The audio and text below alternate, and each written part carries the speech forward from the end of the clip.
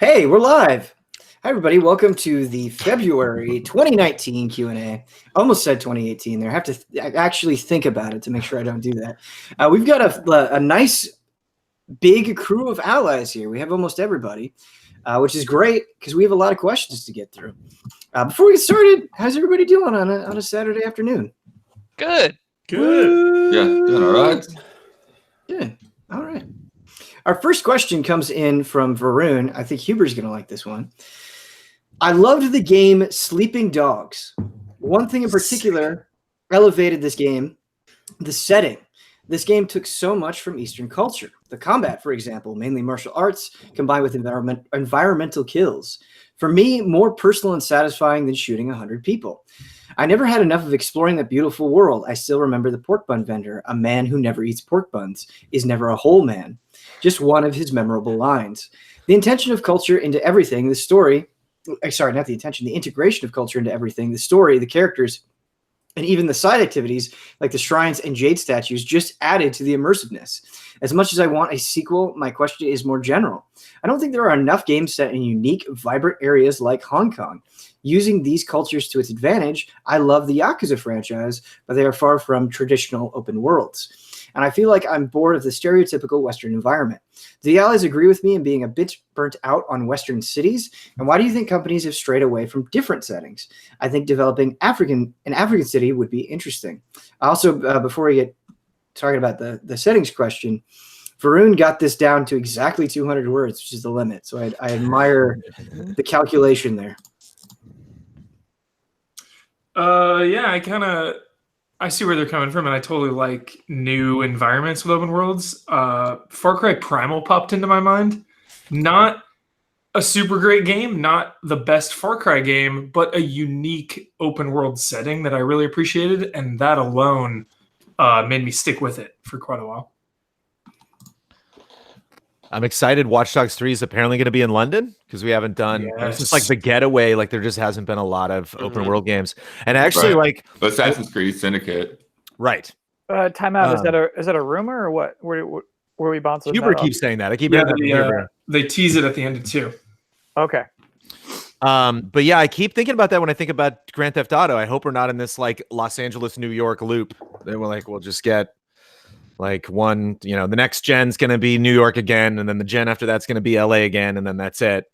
Cause it was, it was weird. The Red Dead franchise like kind of references that world, but then they say New York instead of Liberty City. And I would love the next GTA to be in like Miami or out of the US. That'd be great. Or Vegas or so, just shake it up. Just some place we haven't been in a while. I think what's pretty key to selling that setting is having the mechanics and the structure feel a little bit different. And I think when you talked about how well Sleeping Dogs integrated martial arts and how that kind of played into every aspect of that game, it went a long way. And I think selling the setting. And Huber, you mentioned Far Cry Primal, and to me, they just didn't go far enough. It still felt too much like Far Cry with guns, even though it didn't have guns. The structure was a little bit too similar, and so I think those things kind of go hand in hand. But yeah, I don't know. Sleeping Dogs are you, dude. What do you say, Kyle? Take me to Australia. Yeah. What do you want to do in Australia, Kyle? Hunt crocs. Okay. You can do that in Red Dead. Yeah, not like Mafia. Dad, not the same, dude. All right. Not the same, dude. All right. Mafia 3 had New Orleans, which was really awesome. Yeah, you're right. That was a good setting for sure. The setting for sure. Highlight of the game. Any other thoughts on different settings, places you'd like to go and see? I've just been thinking about it. Yeah. But yeah, I was thinking a lot of the times I think it's a matter of familiarity, and I think people really want to get the feel of places right, and so I think there's maybe some fear that if they don't have a ton of time to do research, then they're going to get some kind of backlash, Yeah, Blood, I'm glad you said that, because I think of Watch Dogs 2, and I think of Ubisoft being based in SF, a lot of them, and that when I played it, translated to me. Like I lived in San Francisco for a while, and they just nailed the vibe and the feeling of that city. And Infamous Second Son was in Seattle. It's like, even though the map was very different than Seattle, like they just, wanted to, capture the vibe. Whereas when you think about Sleeping Dogs, like along with that, like they did a lot of not only behind the scenes work, but like they took journalists and stuff to Hong Kong. It's like, hey, look, this is what we're trying to capture. We're going to give you a tour of all these different places. And so that's a whole other side of the job in itself, is that kind of location scouting.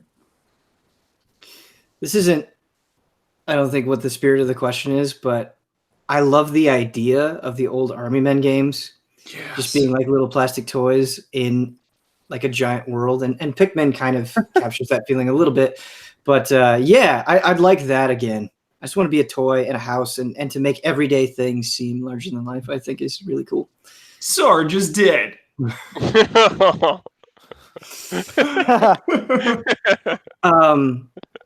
Alexander Zirnov has some useful information for us, or at least interesting information.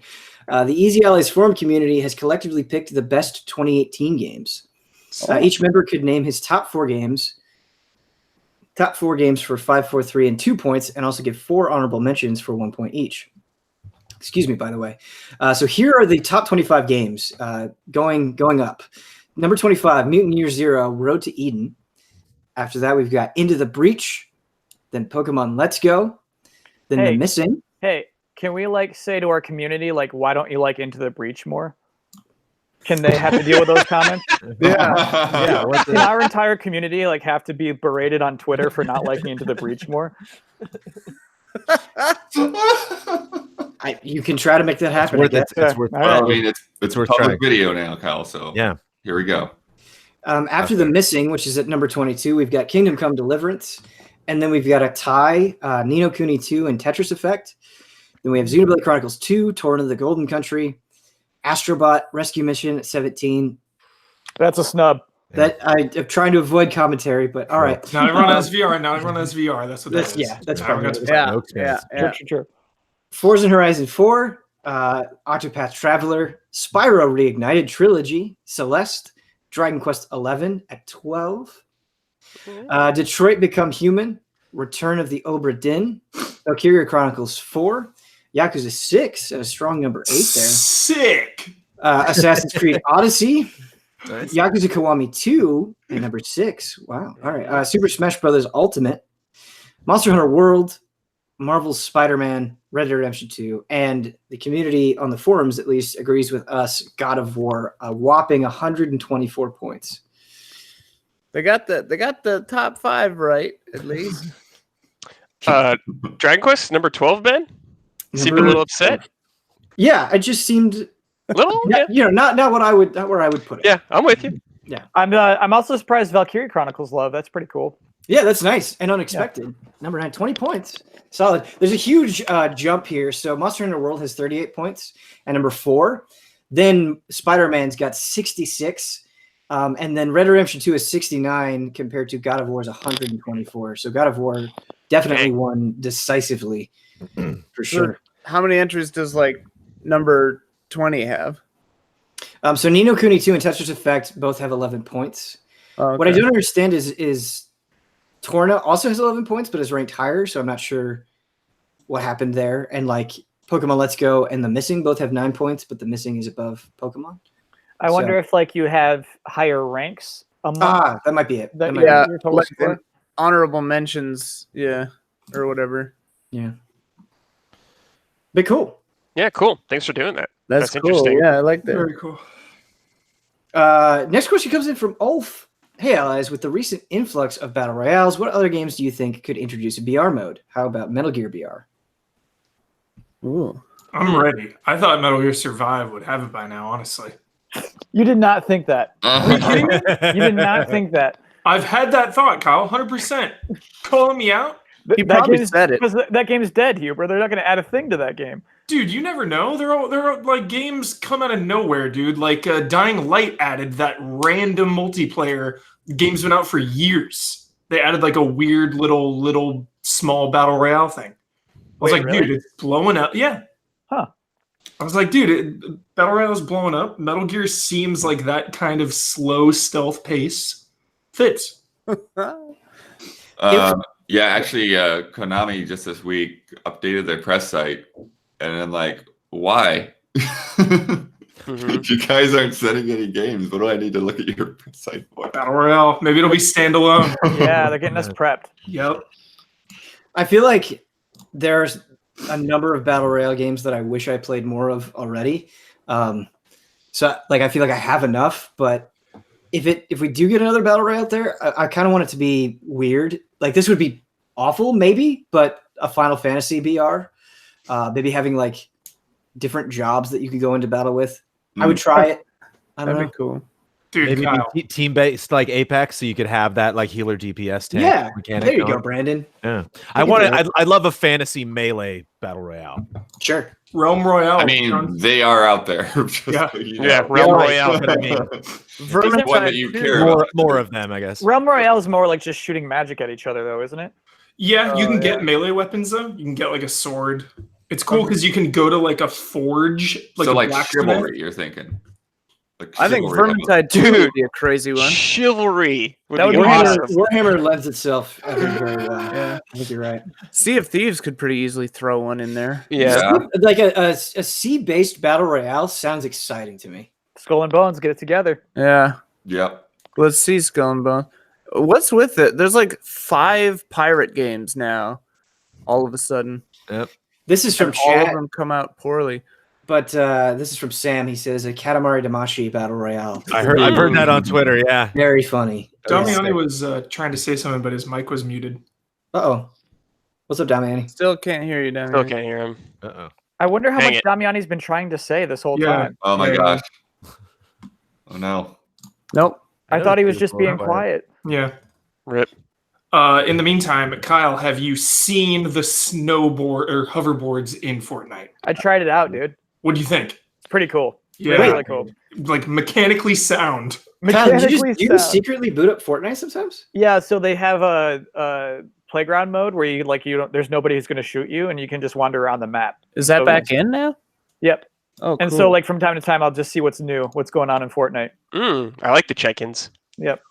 I was thinking like a Mario game, so you don't hurt each other, but it's this like really cool like platforming thing where the weakest fall off. And so like there's like a really cool like challenges, like everybody get to that flag, and then just like there's a wall of fire like running behind all 100 Marios. That'd be kind of cool. You could do that with a racing game or something too, Yeah, Yeah, can you hear like me now? Mario Kart. Yes. That was my Battle Royale. yeah, sorry. that was your idea. That was my idea I was saying earlier, yeah. Mario Got Kart it. Battle Royale. Whoa. Mine now, Good dude. idea, Yeah. Damiani. Kyle Ben, gets credit for it. Ben, I've thought about Katamari Damacy way too much. So like there obviously there's items. So if somebody picks something up, that item's gone from the map and no one else can pick that up. Yeah. And so everybody's accumulating in size. And then there's like a 10, you know, whatever the weight, however that is measured, there's a certain limit between players that if I'm so far above you, I can pick you up. Mm. So like the lower level players are not only having a hard time, it's like, oh, I didn't collect anything. Now like the big boys, they got to like dodge and get away from. And it just, that's, you can go to like a loser screen so you can see like the whole map and watch people go around, or you can actually see your camera like looping that's like attached to another player. Oh, that'd be so great. I actually don't think we have the technology for 100 people playing Katamari Damacy on the same screen. I don't think Sea of Thieves has the tech either. Oh, yeah. It'd be like 20 people, maybe. Yeah, if That's why we're going to the next generation. so we Yes. can have Yeah. We're ready. It's time. My hope going into 2019 is from the big studios is that Last of Us 2 has a battle royale. I really want to see Naughty Dog take a crack at it. I think it can coexist with their factions multiplayer. Just like in addition, it's kind of its own thing. And Huber, what if the wall is just clickers? So Exactly, like the yes. clickers are swarming in. Yes, That'd be perfect. pretty cool. Perfect. But what if like the clicker wall at the beginning, they're not that dense, and so you could actually shoot through them and spend those resources if you wanted to, and have that be like a tactical advantage where it's like, okay, I spent those resources, so I'm going to be weaker in a fight, but maybe I'll have a positional advantage. And then as the wall gets smaller, like the clickers get more and more dense. Dude, I Yeah. love that. I love that idea. We're just armchair game designing over here. Throw the PlayStation 5 at it. What could go wrong? What could go wrong? Our next question comes in from Alex. He says, "Hello, Allies. Hall of Greats has inspired me to check out games that I decided to pass on over the years. Nice. The most notable one for me was Resident Evil 4. I'm not big into horror games, and the gameplay always looked kind of clunky to me. However, after playing it for the first time recently, I am ashamed of myself for letting it sit in my backlog for so long. It might be the best third-person shooter I have ever played, and I'm desperately searching for more games like it. My question for you is, what game or genre have you put off playing for years because you thought it wasn't your cup of tea, but you eventually gave it a shot and fell in love with it?" Souls. Oh yeah. Yo, Might just say. that was Resident Evil for me. Resident Evil 4. I had like dismissed that series up until 4 came out. Like everything you thought about 4 was what I thought about the older Resident Evil games. And then Nintendo Power or whatever sent out random like demo copies of RE4 to people. If I had like never gotten that, I might not have like gotten into Resident Evil till like much later. Played that demo and I was like, oh wow, what have I been missing out on? And it was like shot that game up to like my most like anticipated game next to Twilight Princess. I was like, yo, let's go. Sick. Civilization for me, it seemed intimidating, and I didn't fully understand it, but then I played 5, and it took a while, but I eventually got there, and now I enjoy Civ from time to time. I feel bad because like a lot of people prop up like Civ 2 as one of the greatest games. I just have never played Civ 2, so maybe someday. Warcraft 3 made me appreciate RTS games way more than I ever thought possible. I played my first Tony Hawk game last year. That was pretty cool. Played Tony Hawk's Really? Underground. Excuse me? Yeah, Last year's your first time? yeah, and I really like that game. It was cool. Oh, you missed 2? That's shocking. I feel like I remember talking about old Tony Hawk Pro Skater games with you. That must have been somebody else. The only other one I played, Ben, was a Game Boy Advance Tony Hawk Pro Skater 2. Okay. Is that not? I haven't played that one. Is that one not good? I had that. It was fun. It's actually pretty sick. Okay. Yeah. It was a launch title. It's like isometric. Yeah. But it's a launch title, but it actually like has like 3D character models, so they all animate really smoothly, especially for a Game Boy Advance. Yeah. Spider-Man's in it too. Oh, nice. Our next question comes in from Brandon. Hey, allies. The announcement of Reggie retiring in April, I was wondering if you had a favorite moment of his you would like to share, or maybe your thoughts on how he did as president of Nintendo of America.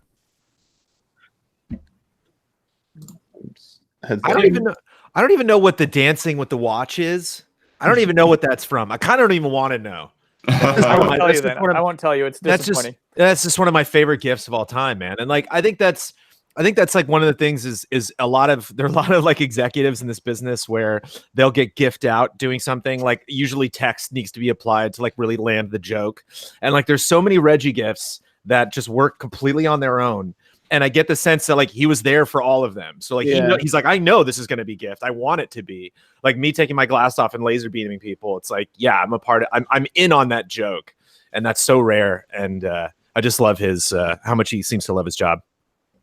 Yeah, I mean, I was reading Chris Kohler's recap of that first year when we were there and we saw him come out on stage, and they were talking about like all that speech and stuff. Like that wasn't his idea, like was someone else in the company. So I feel like there's a lot of things like that where Reggie's just like, okay, yeah, let's go with this, let's have fun.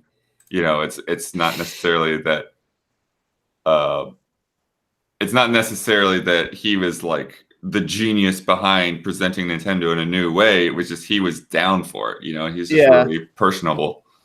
That's what I wanted to say. Just that he was game to like play around and have fun and be weird and do silly things. Like they had Robot Chicken animate one of their directs. Like what company does something like that? And then Muppets, Yeah, it's crazy. I love it. What I really respect about that Robot Chicken thing is that there was somebody in the audience asking for Mother 3, and then Reggie himself burns that person alive. That's beyond self-referential, and that's like, hey, here's how frustrated I am. You know what I mean? Like something was communicated there. Always loved him and Keeley together. That's mine too. Yeah. So jolly, dude. Can't even handle it. See, I didn't think it was jolly. What I appreciate about those interviews is like there would be times I'd watch them and I'd get uncomfortable. Yeah. Like both of And them. you know they're buds. Yeah, absolutely. I don't think there's actually any ill will there, but you just don't see it happen. Like there was kind of this, both of them not backing down and kind of pushing each other's buttons in a way that you don't get to see with game interviews that I thought was really cool. Yeah, there was the E3 where like Nintendo totally botched it, and Jeff had to interview Reggie and like asked him some super hard questions, and poor Reggie just had to eat it. Like that year, they just totally ate it. Mm-hmm. I think it's a Wii U year. I can't remember which year in particular. It had to have been, right? Or was it the Wii Music year? Oh, They were riding high back in those days, Brad. Okay. Like, wasn't Wii Music year the same year as Wii Balance Board? Isn't that My Body Is Ready? Maybe. I think they might have been separate years. Oh, okay. Yeah. That would be bold if they did both of those in one. Man, that thing sucked. Wii Music, get out of here, dude. Yeah, that was actually the worst. Yeah. Like I was down for all that stuff. I enjoyed Wii Fit. Wii Music was just nonsense. It was just a bunch of noise. Yeah, it didn't work. I don't know if you guys know this, but that was actually the worst. I would like a 2019 review of Wii Music from them. Oh man, that'd be so funny. That's the zero. That's where we base the zero from. You want to know where we stand? This is it. Our next question comes in from Aaron. He says, during the Resident Evil 2 Ghost Survivor stream, Damiani's Pro Stretch advice, you can't get grabbed on stairs, led to a near fatal situation. People who have played would understand the intention. You can't let yourself get grabbed because you won't be able to counter. I'm wondering if there are any other humorous misunderstandings or miscommunications the Allies have encountered. Good question. The outside of, well, it was game trailers days. We were in Vegas, and Elise and Omar was there, and we were in a van driving all the equipment from the rental house to the casino that PSX was taking place in, or whatever, to do a bonus round episode. And I was trying to navigate. Huber, were you in the car there too? You told me the story. Oh yeah. So I was trying to navigate, and Omar was driving, and we're roommates, so we've been roommates for, I don't know, like 7 years. But like there was a point where it was unclear. He was like, do I go left? And I'm like, oh, it might be a U-turn. He's like, do I go left or U-turn? And I just said, bust it.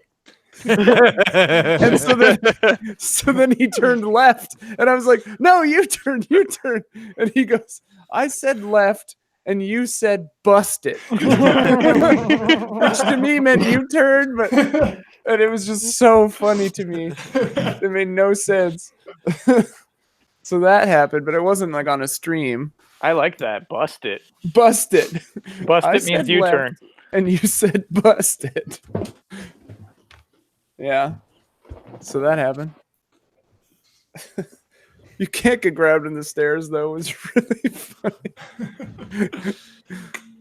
To be clear to anyone who missed that, Damiani says, when I'm upstairs, you can't get grabbed on the stairs. Just says that sentence.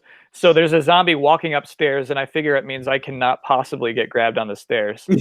When in fact, Damiani was saying you can't, as in like you should not get grabbed on the stairs. Yeah. Like it would be the worst possibility if you got grabbed on the stairs. Yeah.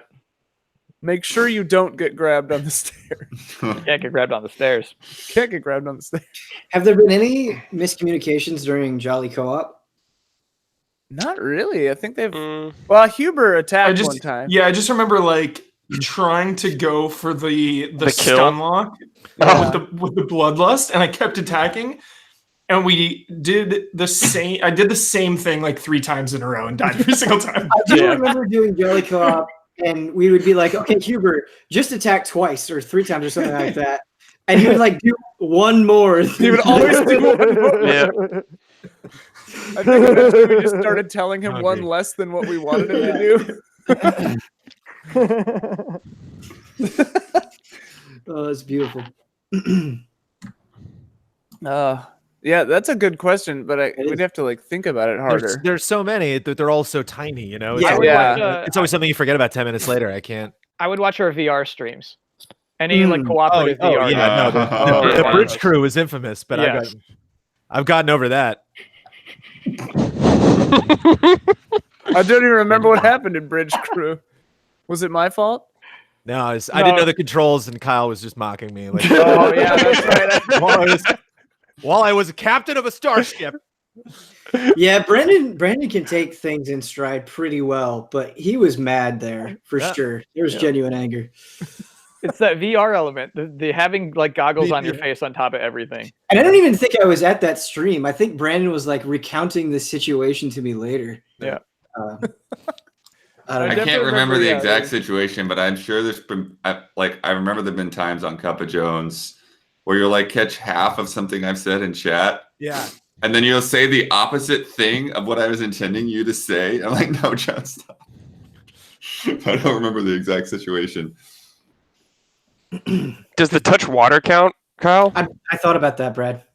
Yeah, touch water counts. Oh, because chat was telling you to touch water? Yeah. It They just kept screaming it, and it's like, what does that mean? And then the dumbest thing is in Final Fantasy VII, like the prompt says, "You touch water." Yeah. That It was hurt Final worse than Fantasy anything. VII, that's what it was? Yeah. Yeah. So funny. You touch the water. All right. Okay. we're asking for specific directions, and We got lost in the snow. Like there's a whole Yeah. part of the thing Yeah, where like blizzard. you're lost in the snow and someone just says touch water. I was furious. The most accurate thing they could say. Yeah, it's like literally what the prompt is. Man. our next question comes in from Discarded Digit. Animal Crossing for Switch, still slated for a 2019 release. Though we all theorized about potential improvements made to the base game, the speculation so far has largely ignored one big thing that's sure to be a factor: DLC. What do you imagine Nintendo's DLC strategy for Animal Crossing will be? How do they learn from PodCamp's failures and avoid pissing the fan base off? Really concerned about some kind of featured store with like real money. Do you guys think that'll happen? Just like a Fortnite style store or an Anthem style store where you go to the shop.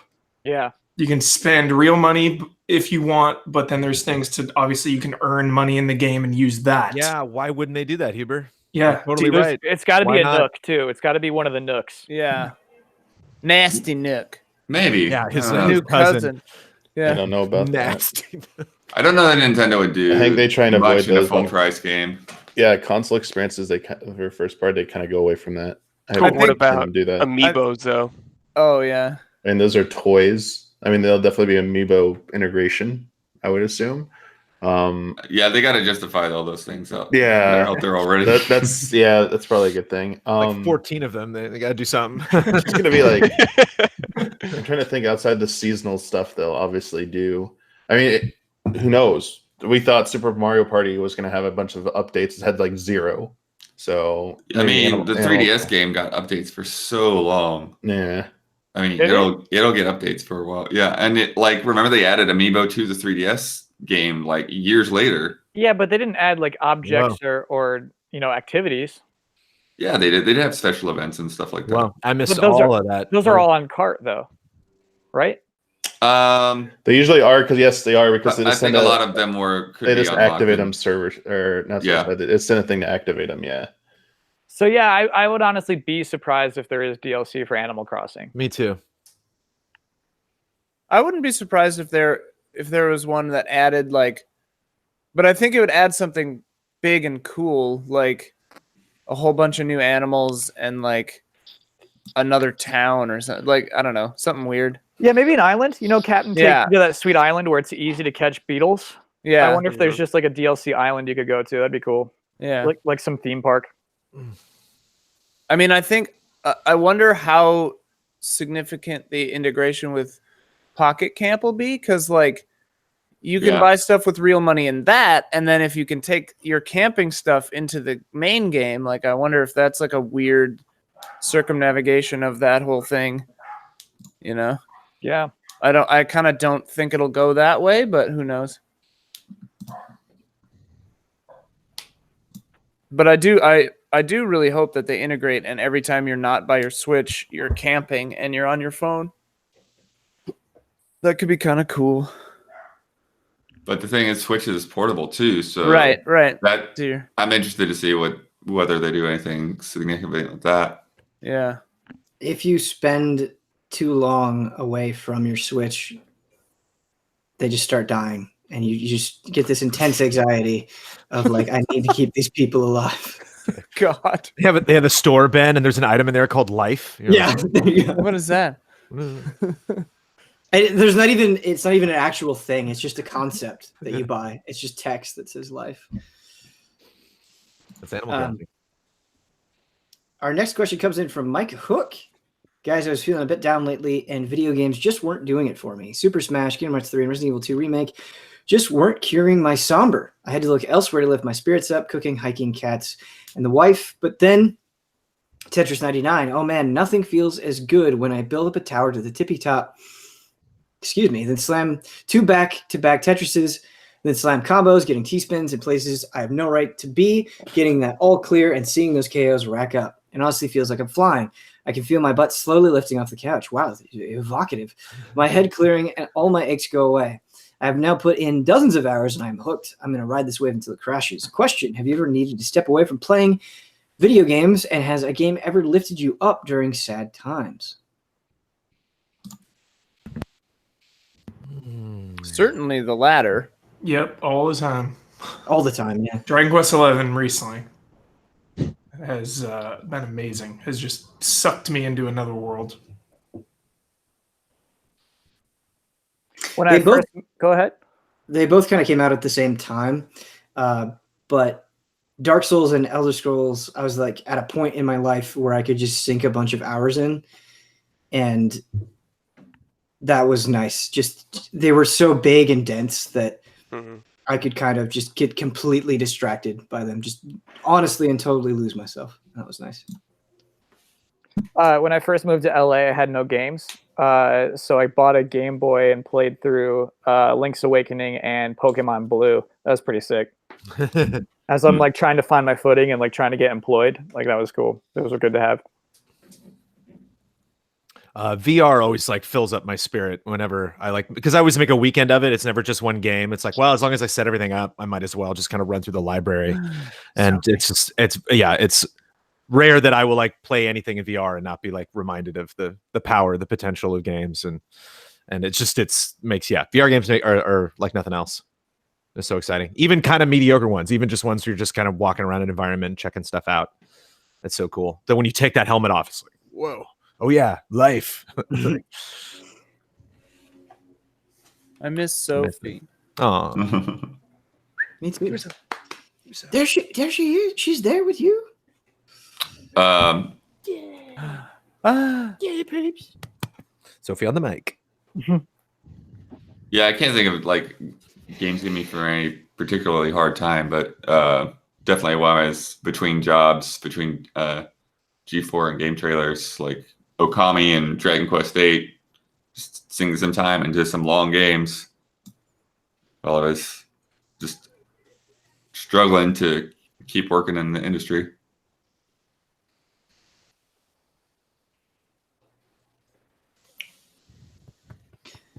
Even bad games put me in a good mood.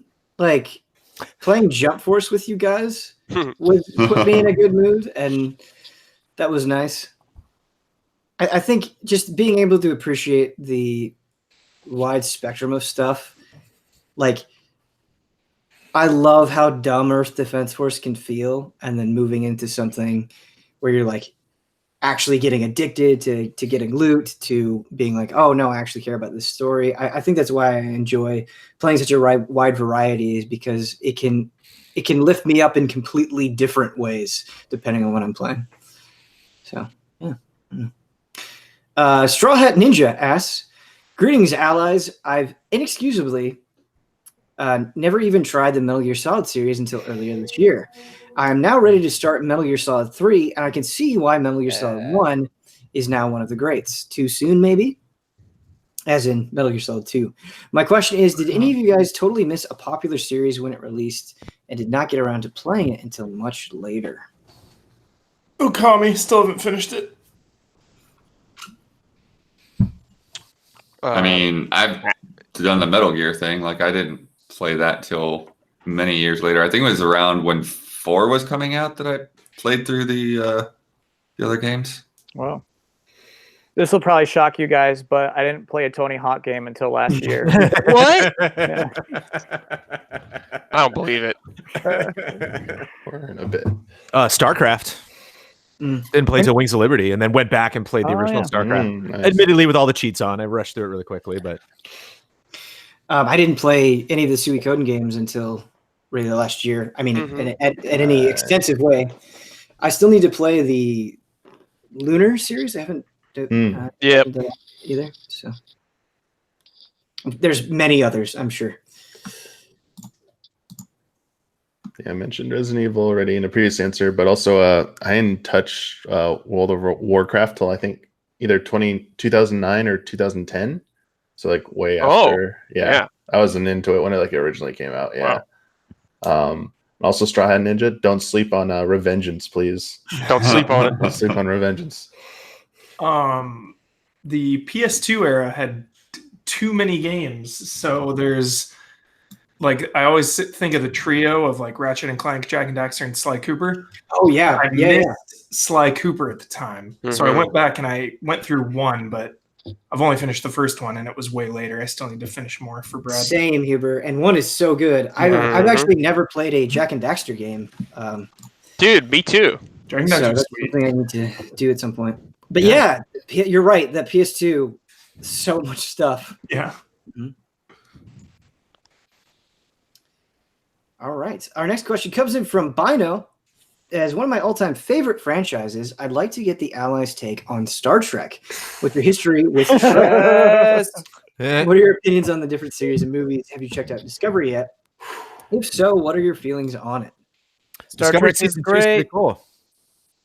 I haven't seen anything of season 2 of Discovery. I enjoyed season 1. Had a good time with it.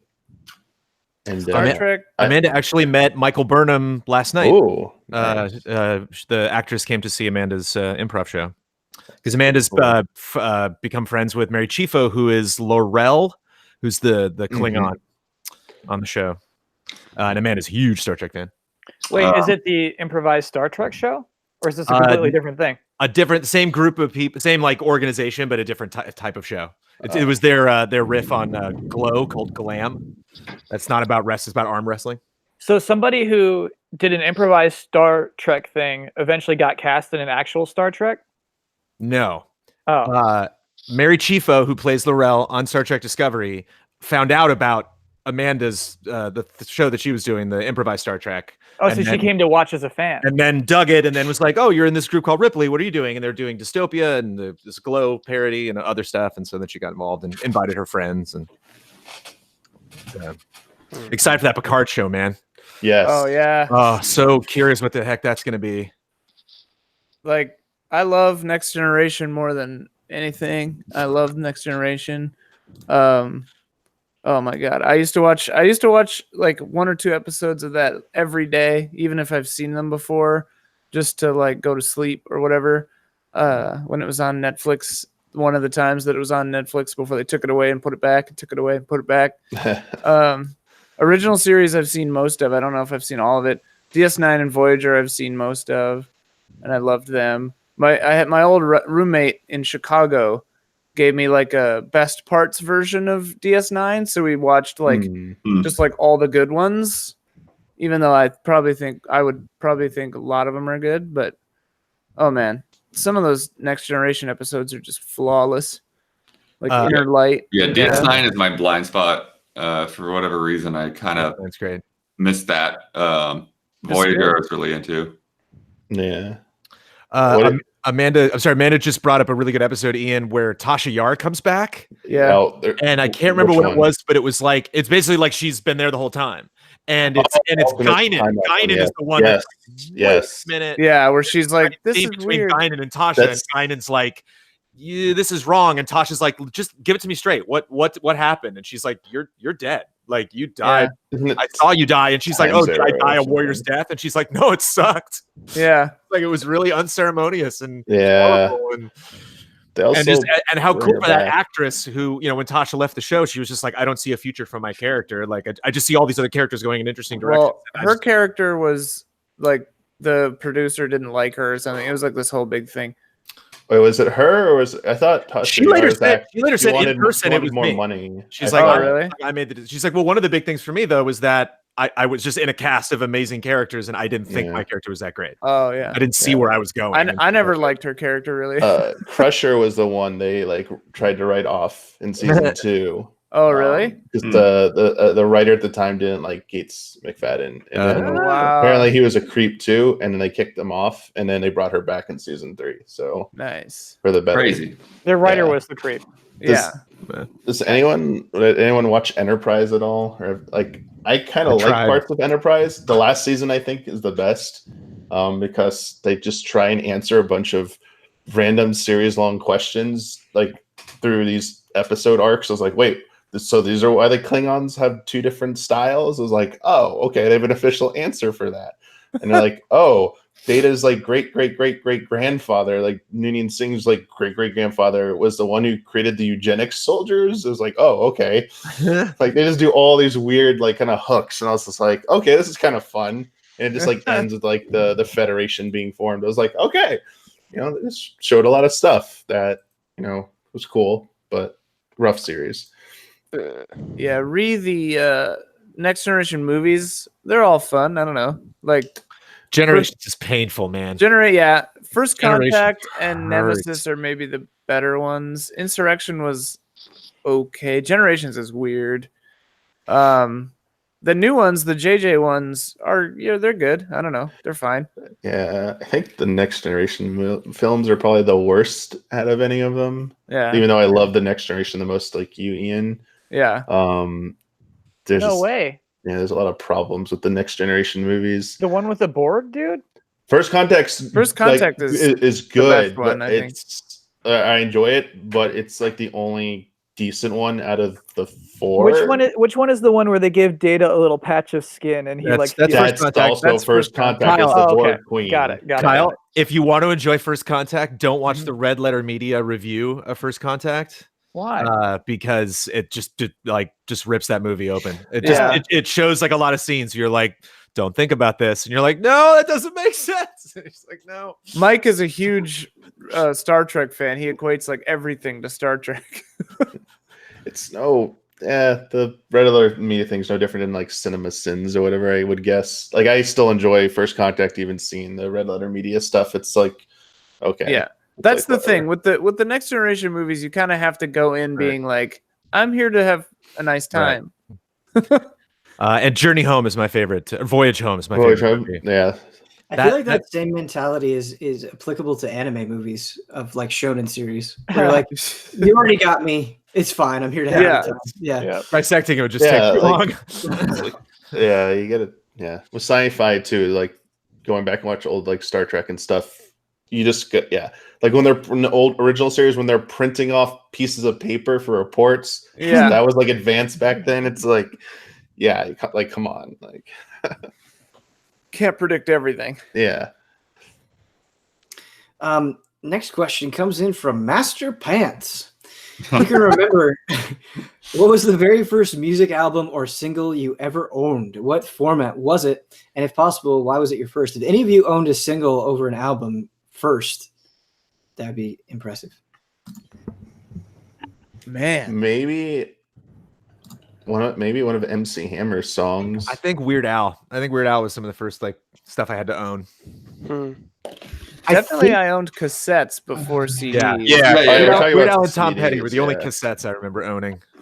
I think the first thing I had was an NSYNC album when I was like 7 or 8, and it was a CD. Nice. The Back to the Future soundtrack on tape got a lot of play. Yeah. Yeah, I think it was either the Ninja Turtles soundtrack or like Janet Jackson Rhythm Nation. Yep, that was one of my first CDs. Blood, that and MC Hammer and Wilson Phillips. About that on CD. Daniel Bloodworth. Like 10 years old. Is I that remember one that's I was always calling the radio station, bugging them to play the Turtle Power song. I would wait for like 5 hours. Like, that was my Little Bloodworth. It's like, it's this kid again. Oh God, please stop calling. and then they play it 5 hours later. Man, that's rude. Well, they I probably remember- just ignored it. It was just probably just Yeah. a playlist at that point. Oh, sure. Right, bud. I remember. I mean, as a kid, I had Frog and Toad Together on cassette.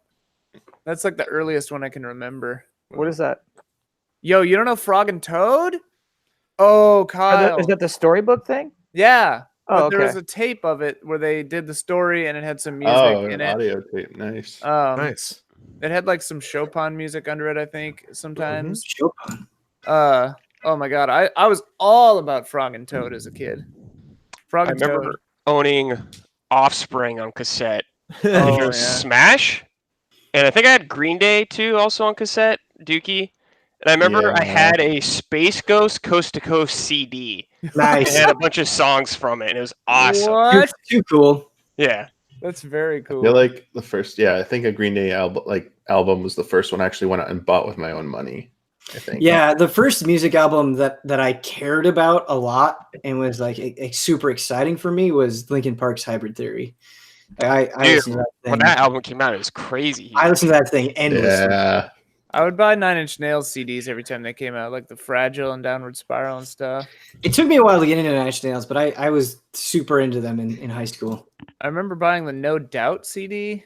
the one Mhm. that says No Doubt and has like the orange. The whatever orange on thing, it. yeah. Yeah. My parents, for 13th or 14th birthday, bought me like a stereo, and it was like to encourage me to like get into music because I wasn't. And I think the first albums I got were Weezer's Blue Album and Daft Punk Discovery. I think those are the first two. Yeah, that's very those- on brand. Not Yeah. Those are excellent first albums, man. Like, I put a lot of thought into it, Ben. I can't say that it was like I just walked into the store and got them. okay, It was a very deliberate, considerate decision. yeah, both of those. I are just amazing. noticed you haven't played Turtle Power in a couple days. Shut up! So good. Shut up! Stop calling. Our next question is from Robert Seven Lee. Right here, right now, as a collective, we have to all accept this, I guess. Which one of these would you say is the best game? The Legend of Zelda: A Link Between Worlds, Grand Theft Auto 5, or The Last of Us? Last of Us. Zelda. Last of Us. I'm going to Zelda. Last of Us. GTA 5. Yeah, boss man. All right, hold up. We gotta. Zelda with do- GTA 5 second and Last of Us. Better third. than Last of Us, Kyle? Really? Yeah. Yeah, dude. Okay, if you I think both those vote, games are going if Last you of Us. vote The Legend of Zelda: A Link Between Worlds, raise your hand. All right, we got 2. If you vote for Grand Theft Auto 5, raise your hand. We got 2. If you vote for Last of Us. All right. All right. There it is. Shoved out of the room yet again. Does the My- minority accept? Deepest, darkest fears. Never. Inescapable. Silly question. Does All right. Damiani, do you sincerely think it's Zelda? I would probably give the nod to Grand Theft Auto 5, but I think A Link Between Worlds is really good because it like excellent. Like it's the closest game that's ever been to A Link to the Past. I'd give them and that's like my greatest game of all time. So yeah, it's close. Like, And then but Ian, like you last, too? I absolutely will not would Uh, never give it to Last of Us. I've I'll never accept played that. Link Between Worlds, but The rental system's probably like the weakest. I point of- actively dislike GTA 5. I guess I'd have to go Last of Us, even though I don't really like that game either. It's like I would pick it just because it's got to be better than those two. I love GTA 5 and Last of Us both, but I think, biasly, I love Last of Us more. But I think, really, if I'm thinking about it, the combat is really the deciding factor. I think of the auto aim style repetitive combat of GTA 5 versus the white knuckle intensity and stealth of Last of Us. I hear you. Edges it out. I hear you. Kyle. Huber, we gotta do that Last of Us stream, man. You You gotta all those show me- vehicles, Huber, are just like chopped liver, man. Like helicopters, GTA 5 jets. is a 10 to me. It's a 10. Flying a 747. I know. I know. So is Last of Us an 11 to you? Then? Motorcycles. If you decide it's a 10? Last of Us is an 11. Okay. Brutal. Let me get that out there. What's up, Damiani? I was gonna say all the maidens in Link Between Worlds have names. Yes. Link Between Worlds is a better game than A Link to the Past. Oh my. We can agree on that at least. That was not the question. Agree to disagree. Next question. That was not the question. Angelo asks, "Hey allies, in line with your last top 10, what's the most aggravating music track or sound effect that you can remember from a video game?" Oh man. I have one immediately. It was a Rugrats game I was streaming last year. There was a circus level, and these clown enemies go, "Hardy har har," but there's nothing in the game making them not say it over each other. And so if there's 8 clown enemies, you'd hear them say like hardy hardy har hardy har har hardy har har hardy har har, and so you'd be hearing hardy har har like 30 times in 10 seconds, and it does drive you insane.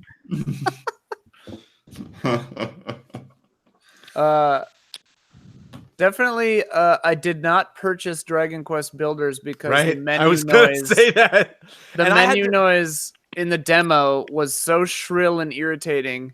Every time you did anything in the menu, it was like, Oh and I was just like, yeah. I'm never playing this game.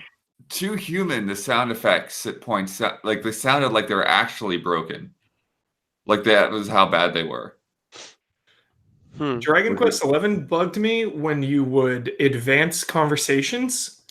You they would say a line and you click next and it goes beep, beep, just a little beep, but enough for me to notice it and hone in on it Yeah. and freak me out. Here's a really intense line, beep. Here's another really intense line, beep. Just And you Stop. can't turn that crap off. Dragon Quest is a terrible series. couldn't turn the noise off. Wow. Tried, looked. I came back at a bad time. Yeah, why don't you leave the call here, right? This isn't a video game, but I love how in action movies when they assign sound effects to tech that would never have a sound effect. Like I was watching one of Pierce Brosnan's Bond movies, and he like disables a camera. He like unplugs the camera cable, and it goes when he does it. You're like, no, that wouldn't. Like anytime somebody like looks at a computer for information, and all the windows are like, it's like, can you imagine if like every time you resized something on your computer, it's like, stop it. They just can't, like, sound editors are like, I have to do something. Like, I can't just leave this scene alone. I was streaming Tales of Vesperia, and there's this non-voiced scene you can get into where it's very emotional between 2 of the lead characters, and they're like by this lake, and it's night, and there's this owl that will hoot, but the interval between the owl hooting is like way too quick. It'll go like you're like trying to pay attention, and you're like bearing your heart to each other, these 2 characters, and it just keeps going, and it's so loud. It just blankets the entire scene, and it's like a very brief pause in between there, and like I just couldn't focus. It probably made it worse that I was streaming, but yeah. It was very weird. I wish I could remember what game it was, but I feel, or like several recent games that I've encountered, I remember the music loop being like 4 seconds long for like the character creation or like battle victory screen, but you have to like spend time in it doing stuff. And so you hear it so many times over and over and over again. Porky Pig, man. Oh, Yeah. yeah. So that was bad. The Balloon Girl in Spider-Man 2. Because I went back and played Spider-Man 2 before the new Spider-Man came out, and I was like, why was Balloon Girl so hated? Who just like loses her balloon and like yells at Spider-Man to take it? And like it was because whenever people would talk to Spider-Man, it was so much louder than any other noise like in the city. Like there was no like you could hear like cars honking and stuff, but there was no like crowd conversation in the city. And like sometimes the girl would just start crying. So you just be like webbing through the city, having a great time, and like you're like, what? Like, I guess I gotta get that balloon, but like it was not mixed at all. I mean, the Yoshi Island Baby Mario cry is like the most notorious. Yeah, And the Goron, of course. Yeah. it serves its purpose though. Oh, I Yeah. love the crying Goron Jones. Right, but that's how that worked. Yeah, for the better. Brad, what's it sound like? don't make me do it. Okay, all right. We got to do Don't it make me not sing. over cheap audio equipment. True. Yeah. We Real need to do deal. that in a Now with, font. now with the headset on, Bossman. Now with the headset on. Our next question comes in from Jeffrey. What is your favorite Easy Allies show, and why is it your favorite? Oh my gosh. That's a fun What? question. Mine? Yeah. Game Sleuth, dude. Damiani doing the Oh. investigations, figuring out the Probably. secrets. I love it. I learned something every time when I watch that show. Probably Game Sleuth. Yeah, Game Sleuth, Busted Trifecta. Busted Busted Trifecta Trifecta and is- Fox Peak are the Yeah. correct answers. Busted And Trifecta. Ian's Fox Peak, easy yeah. updates. Fox Peak. I would say my favorite show to be on is probably Huber Syndrome. It's just immediately relaxing. Nice. It always just feels super chill. So I like that. Shout out to Frame Trap because I like to hear myself Yeah. talk. Okay. Nice. He admits it. Wait, Sean, do you watch your own episodes of Frame Trap? I don't. Oh, okay. Last week's podcast is really great. I love it when I miss the podcast because then I get this like hour and a half of completely brand new, fresh conversation to listen to. It's great. I want That's to give fun. it shout out to Cup of Jones Aw. Shout out. every week. Listen to it. Thanks, You do? Damiani. You watch that, Damian? Gotta be careful Yeah. what I say about Damiani at Cup of Jones. No, that's I've not the never reason I seen watch it. Next think- question. Yep, sorry. I think I got to give the nod to Don's Discount Gaming. Another good pick. Oh, yeah. Our next question, kind of similar, sort of, is from Andrew. Hey, allies, after watching Kyle and Huber do an 11-hour playthrough of RE2, I was overcome with jolly feelings. That is top-tier content right there. So my question for the allies this month is, if each one of you could pick one other person to do a full playthrough with, who would it be, what game would it be, and why? I'll do the easy answer because we almost did it. But like it was gonna have been on those Mother 3 streams, but the timing didn't work out too well. No, it didn't. It's such a shame. We both got really excited about it, and then it didn't happen. I guess mine, like Huber or Don, and kind of anything. Just like, Last of Us, see, we got to do it. let's do it. First full playthrough. If that thing stays, it'll be me and Huber playing Last of Us. It's a long game. It's long. Speed run me through it, baby. You're playing it. I don't want to touch that damn thing. Yeah, do New Game Plus. Blood, I have never played F-Zero GX, and I'm not saying this as a meme. I mean this with all sincerity. Like, I would love to play that game with you. Just sit down and play through it. Or I guess try to play through it because it's hard. Yeah, the story mode is insanely hard. I think the rest of it you get acclimated to. Yeah, wasn't Blood asleep or something when we streamed it? Yeah. For Easy living, yeah. Easy Living? We slept on it. We struggled. We struggled. Yeah. So I was recently playing Zelda 2 on the stupid Nintendo Online service. And that game is impossible and not fun. But I knew that I would really love to watch Damiani play through that game. I'll so I wanna teach do I you really how to like play it, Zelda Kyle. too. It's just the part towards the end that gets me. It's hard at the beginning, dude. Just when you have to Nah. it's not fun to play. I just want to watch someone else do it. I'll teach you. How long's the playthrough, Damiani? That just dismissive, I'll teach you. No. I was thinking about something I forget. Someone's talking about controls and stuff, and I was gonna make an analogy, but no, I have so many fun scenarios with every one of you that we've either done or I want to do.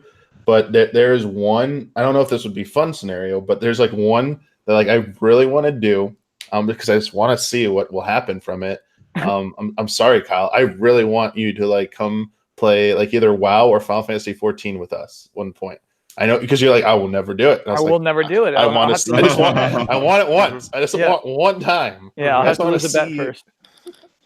Just want to see it once. Damiani, I don't think he'll bite. I don't know. think he would like it. I want to play like Black Desert Online with Kyle. Like just the creative character part. It's like, there you go. That creative character is great. All right. I've been wanting to play for years the CDI Zeldas with Damiani, Oh my God. but just I don't getting know those if I'm games looking forward together. to that one. No. Yeah, exactly. I want to That's play. like punishment. I want to play Streets of Rage 2 with every single one of you. I've done it You with not you yet? so many times. I don't think I've ever played Streets of Rage 2 with you. Maybe I have. Which It one can is the go either baseball way. one? Is that one? Baseball Stadium Yeah. Yeah, 2. that's. Oh, two. okay. So we've played Yeah. two. We've I done think it. we've all played it. Yeah. Huber, along the same lines, I'd like to play the original Golden Axe with you. I like that game a lot. Sick. So I have 3. Batman Returns with Huber. Pilot Wings with Damiani, which we kind of did once. I think you were setting up the classic. and He's we, got like. I think it was before our second meetup at PSX, and you just beat it in front of me. Like I just watched you play like the entire thing in like 30 minutes. And I never finished Castle Crashers. That's always just like I played a lot of it with various people, but like I never finished it. And like it can't be that hard, like it'd be fun to like just, Jones, that's something, dude. to get through other sign me allies up, and Jones, just sign me burn up. just on a Sunday. That'd be great. I hope the people who are watching are taking notes because there's been some good suggestions in Yeah. there. I feel like Castle Crashers are still in that area where like Xbox Live and downloadable games were just like barely being recognized as like being worthy of like being real games. Yeah. Jones, I always wanted to play Demon Souls with you. Oh, Since you're just now like into the series, I want to go all the way back with you. yeah. Demon's And after the retro, I'm all caught up. I know the lore. I just remembered the analogy. Like Kyle was playing about Zelda 2 and the controls. Yeah. Super Mario Brothers 2. Those controls suck. No, they don't. They are terrible. No, I know how to pick up something and throw something and jump. So you have to show me, Kyle, how to be good at Super Mario Bros. 2. Oh yeah, it's all about Peach in that game. The glide. Even with that, like the precision, like they don't stop on a dime. They just slide and stuff. It's so annoying. But like Zelda 2 plainly Love to. sucks. Like it's so different to me. Like climbing up a ladder, you touch like left, you fall. I was like, okay, Yeah, swinging a sword is just like flicking a little pixel out, dude. It's just like I got like a little half a cube of a sword just sticks out. Osman, I've played more of Zelda 2 than Link to the Past. Whoa. Which do you like? What? Probably Link to the Past. What if I tell you, Oh, Kyle, okay. you get a down thrust and an up stab in Zelda I know 2. you get those, but like not in the first 2 dungeons. Yeah, Kyle, I beat Zelda 2 like a year ago again, and it's super hard, that game. That game is so hard. I feel like we've gotten through 10 questions. Okay. That's what happens when we always have everyone. Yeah.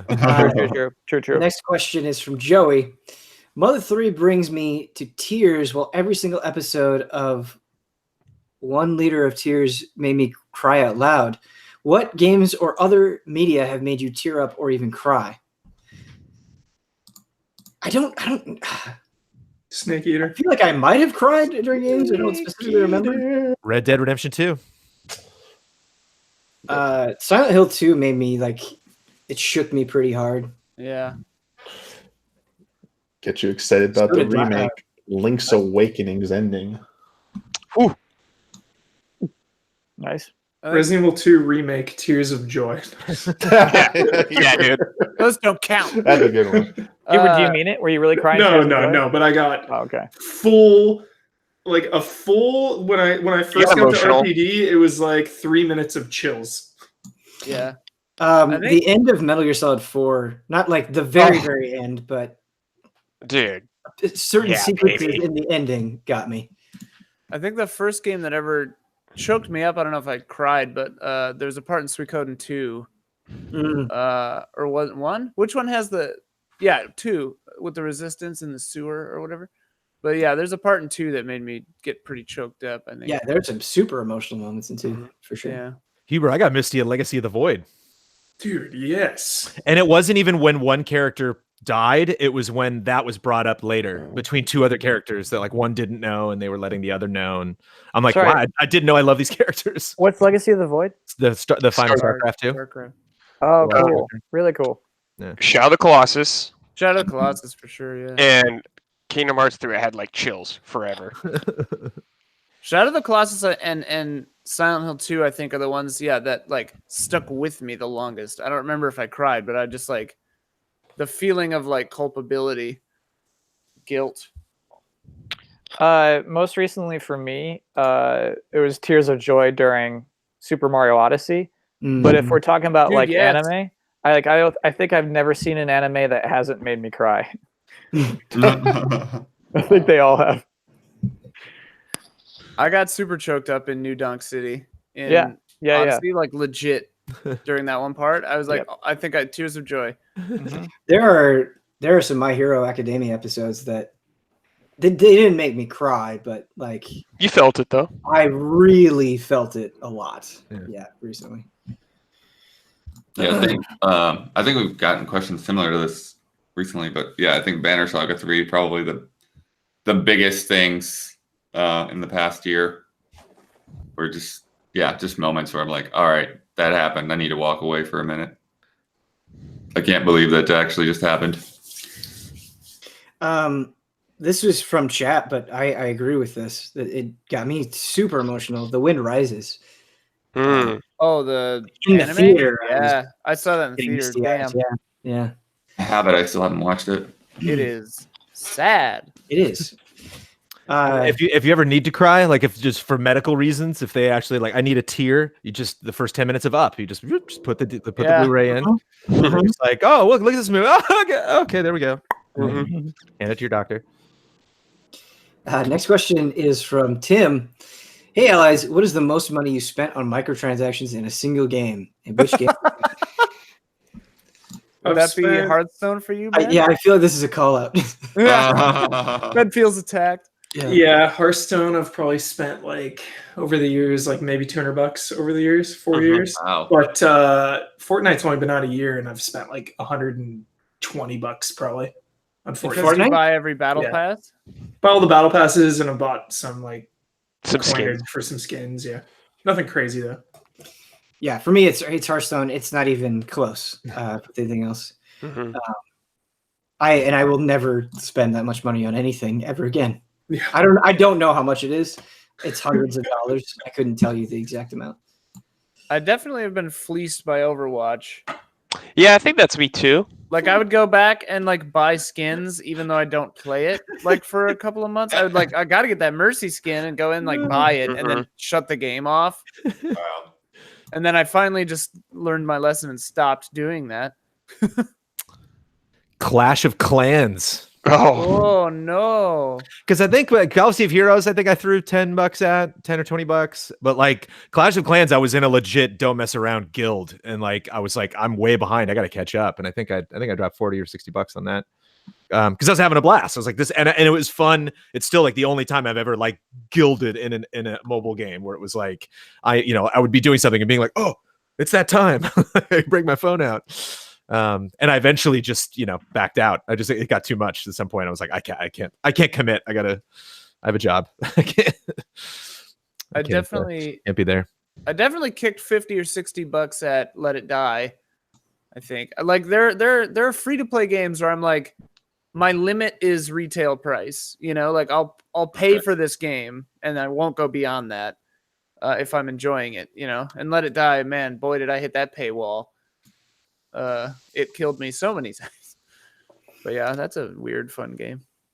Yeah, I mean, like I buy DLC, but I don't know that I've ever DLC actually. doesn't count to me, I don't think. Yeah, I don't know that I've ever actually. Yeah, bought, I'm like, not sure Disney Infinity qualifies because I had physically had a thing for everything. So it wasn't like I never spent money on Disney Infinity that was just for nothing, for like ones and zeros. Like You're I always buying had toys, a physical object. So it's like I don't know if that was a pretty penny. Yeah. Were you finished saying something, Blood?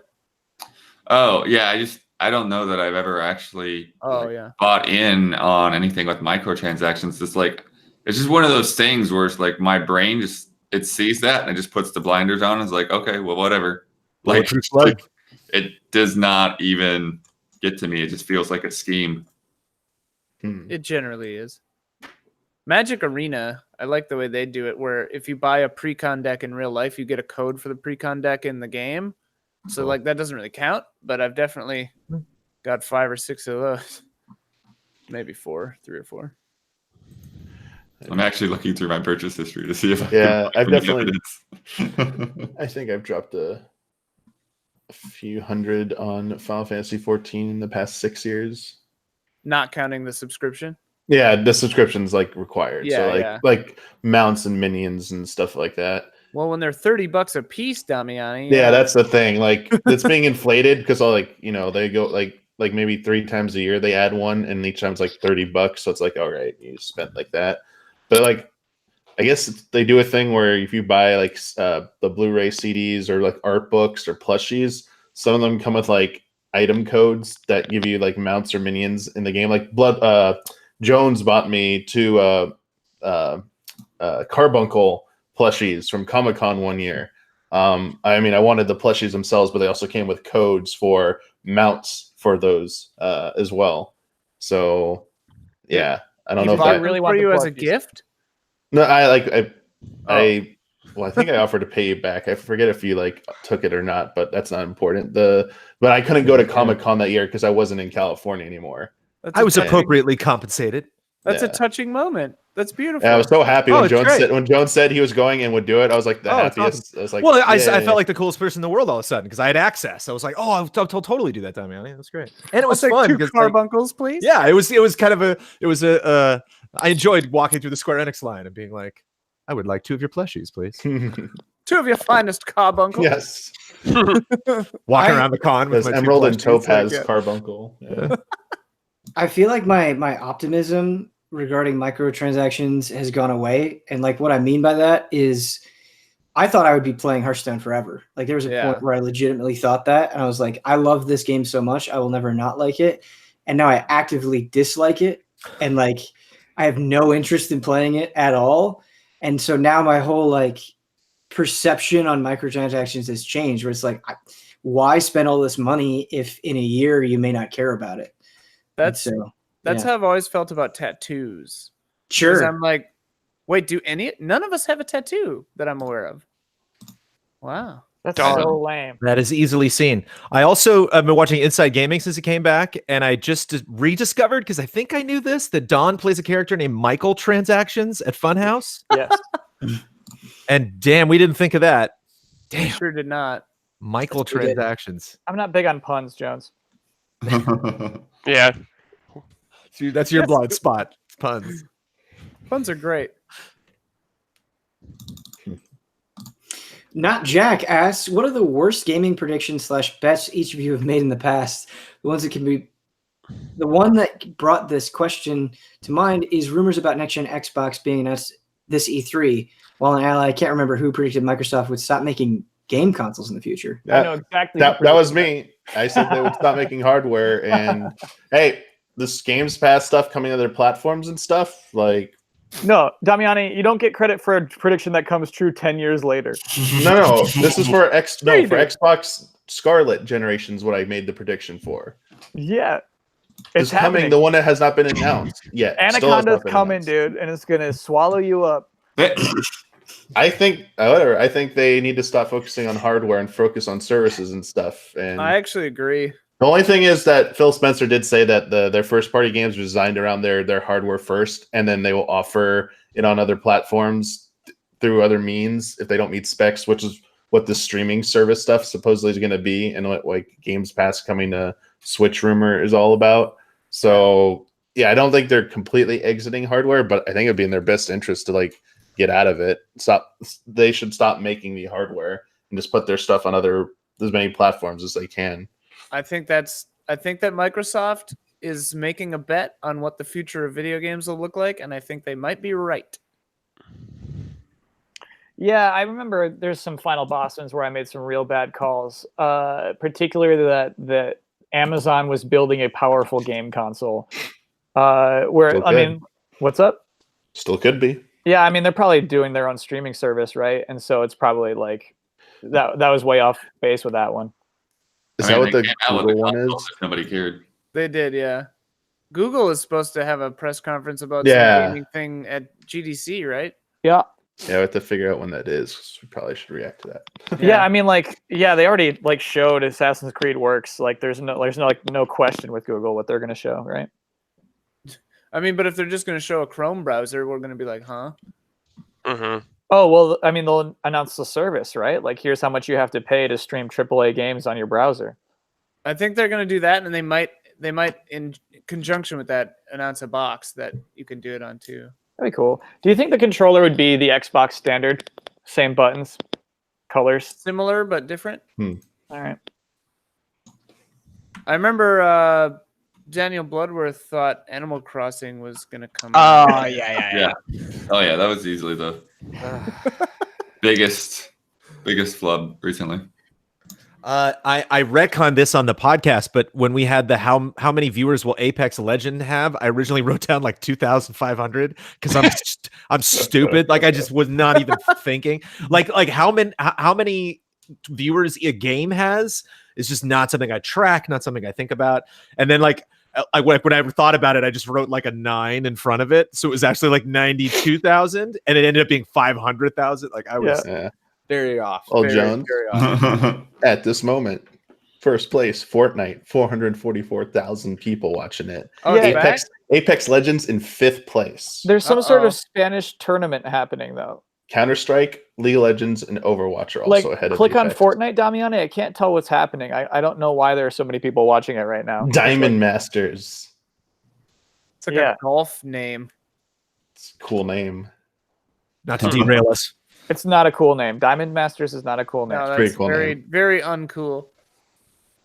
It's a good esports name. Our next question comes in from Kyle.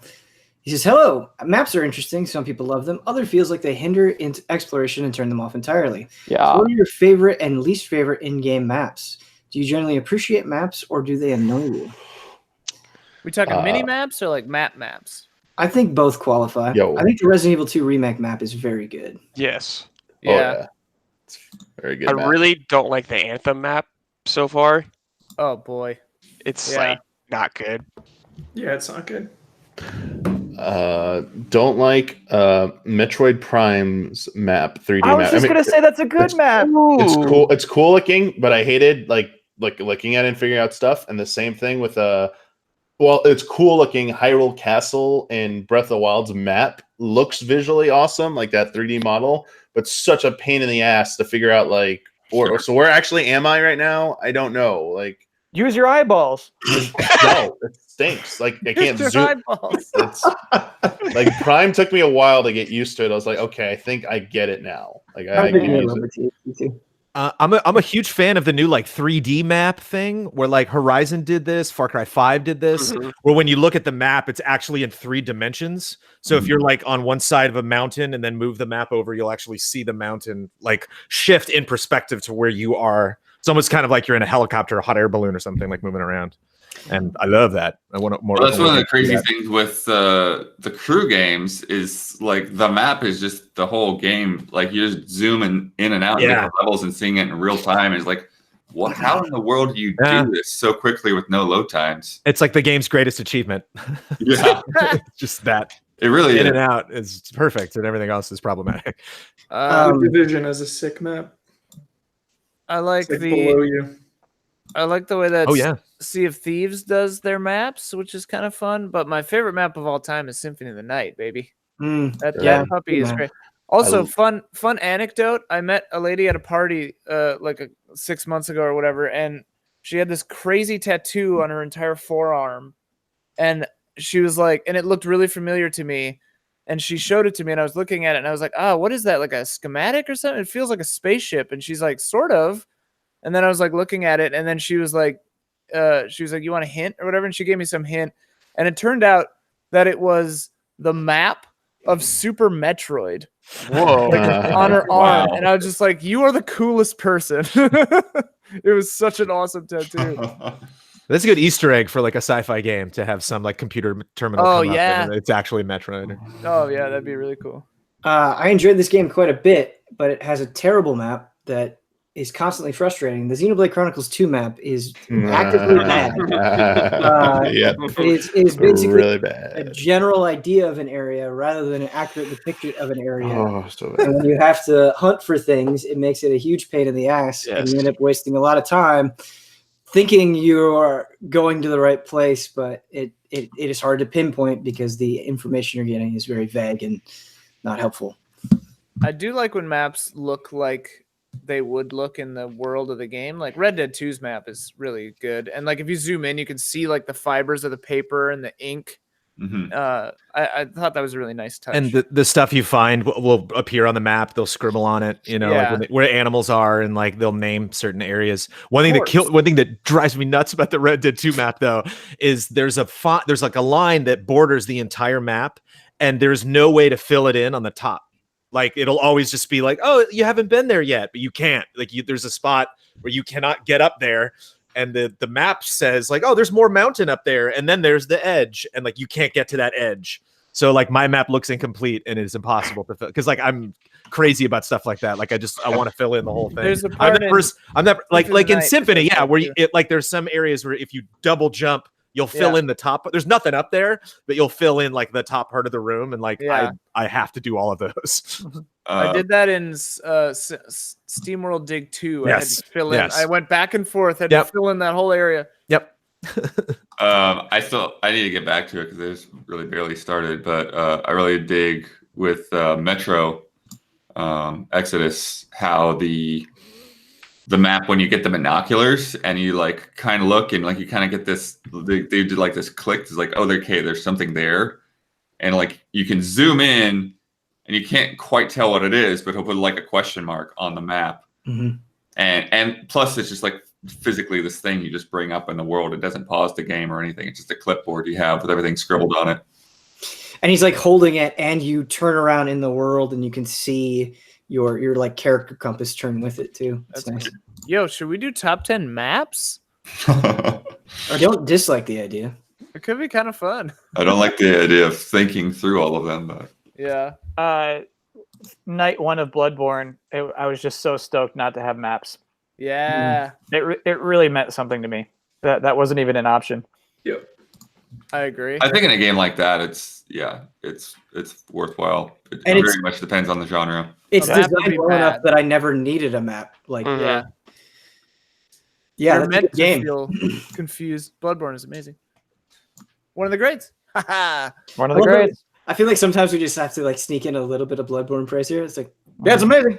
Yep. Next question. Bloodborne flawless game. Bloodborne for president. Next question comes in from Liz. Hello, allies. Is there a plan to publish wish lists for studio incidentals and essentials? This is a question better suited for Governor Jones. I can re-ask it there. Thank you, and I hope everyone has a lovely rest of the Saturday. No unsuitable questions. Yeah, no, that's something I actually had not thought of before. It's like a registry. I did get this on Cup of Jones, yeah, and I'm nervous about multiple people buying the same thing. Mhm. I'm nervous Keeps track about of that. That's how buying registries work, Jones. It tracks that. I know, but some just people will buy it outside of the registry and ship it. You know what I mean? Like people will find a way to. So then we have two of a good thing, man. You can't have enough power strips, Jones. We need more power strips. I guess that's it. I was just 10 scared. Power strips. I was scared to put something up and then like say a week later we're gonna do an event and it's like, oh, well, we're gonna buy that, and it's like, well, somebody might have already bought it and shipped it to us, and it's like, well, so when we get something like, well, we already have this, and you know, like I could see a lot of ways it going bad. But I mean, it sounds like a great idea, but I just don't want to waste people's money. just don't. I think the answer to that is you put. I think like she said, incidentals. Like I think you put like Ethernet cables and power strips Sure. and like stuff that like you just need infinite amounts of them. You know. Which incidentally, Jones, I need to buy more power strips and Ethernet cables. We do, sure.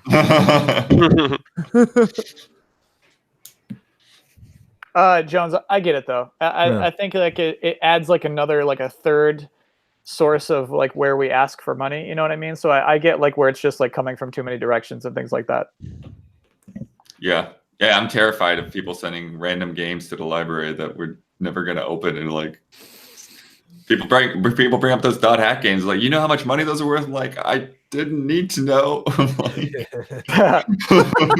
Pressure, the .hack pressure. Yeah. That's an argument to not play them.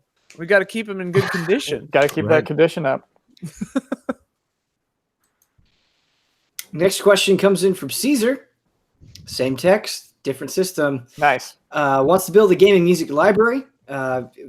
not trying to eliminate things, get as many recommendations as you can in here. Since we are dealing with over 30 years of gaming history, we'll be focusing on a different console each month. So multi-platform games do count as well. This month, the Sega Saturn. This one's going to be more difficult. Oh, What are your favorite soundtracks of that system? I just looked it up. The dot hack games are like $500, $600. Oh yeah, Saturn games are expensive. And we just had them on the table. Like, I'm not playing that. That's a lot. Damn. That's unfortunate. Anyways, Saturn. Sega Saturn music. I think this is a blind spot for me. Who's owned one? Who I never had one. So. I have a Sega Saturn, and I've played Sega Saturn games that I really like a lot, but like I would need to refresh my memory on the soundtracks. Like, I didn't have a Sega Saturn until basically I was an adult, and there's a lot that I also haven't played. Yeah, Panzer Dragoon is the only thing I can think of.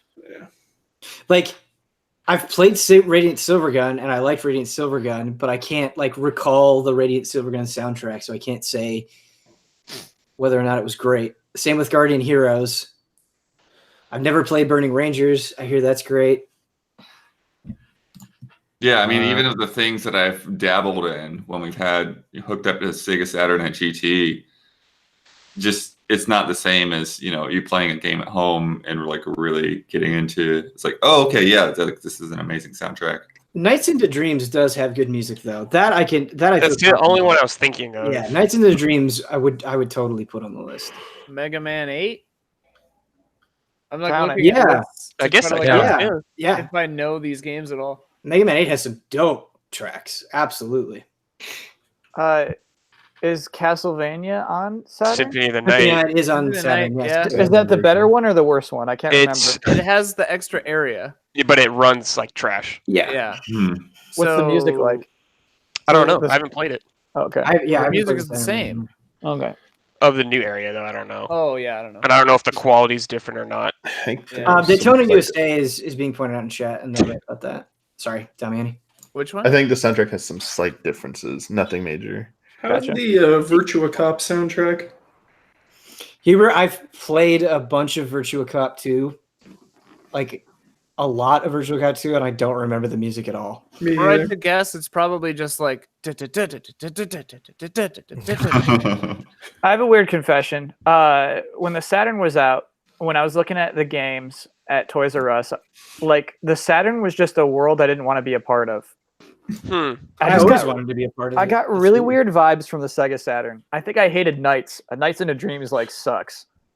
Was Saturn no one always had like Vector Man? I like games Nights into on Dreams. It's No, it that's can be Genesis, weird. yeah. PlayStation. That's Stuff. Genesis. I don't know. Oh, it's Genesis. That's right. Yeah, Saturn had that weird commercial with that, like the Saturn logo as the guy's eyeball. That was kind of freaky, huh? Oh yeah. It was definitely a very 90s Yeah. vibe to the. I the get you, box Kyle. was weird. The Weird Saturn, vibes, right? the Saturn didn't have the Dreamcast vibe, you know. No Dreamcast, way. Yeah, Dreamcast is is a whole like other- come and play, everyone. Yeah. Well, to me, the Dreamcast felt like the future. Like, Yeah, it did. it felt like such a huge step up.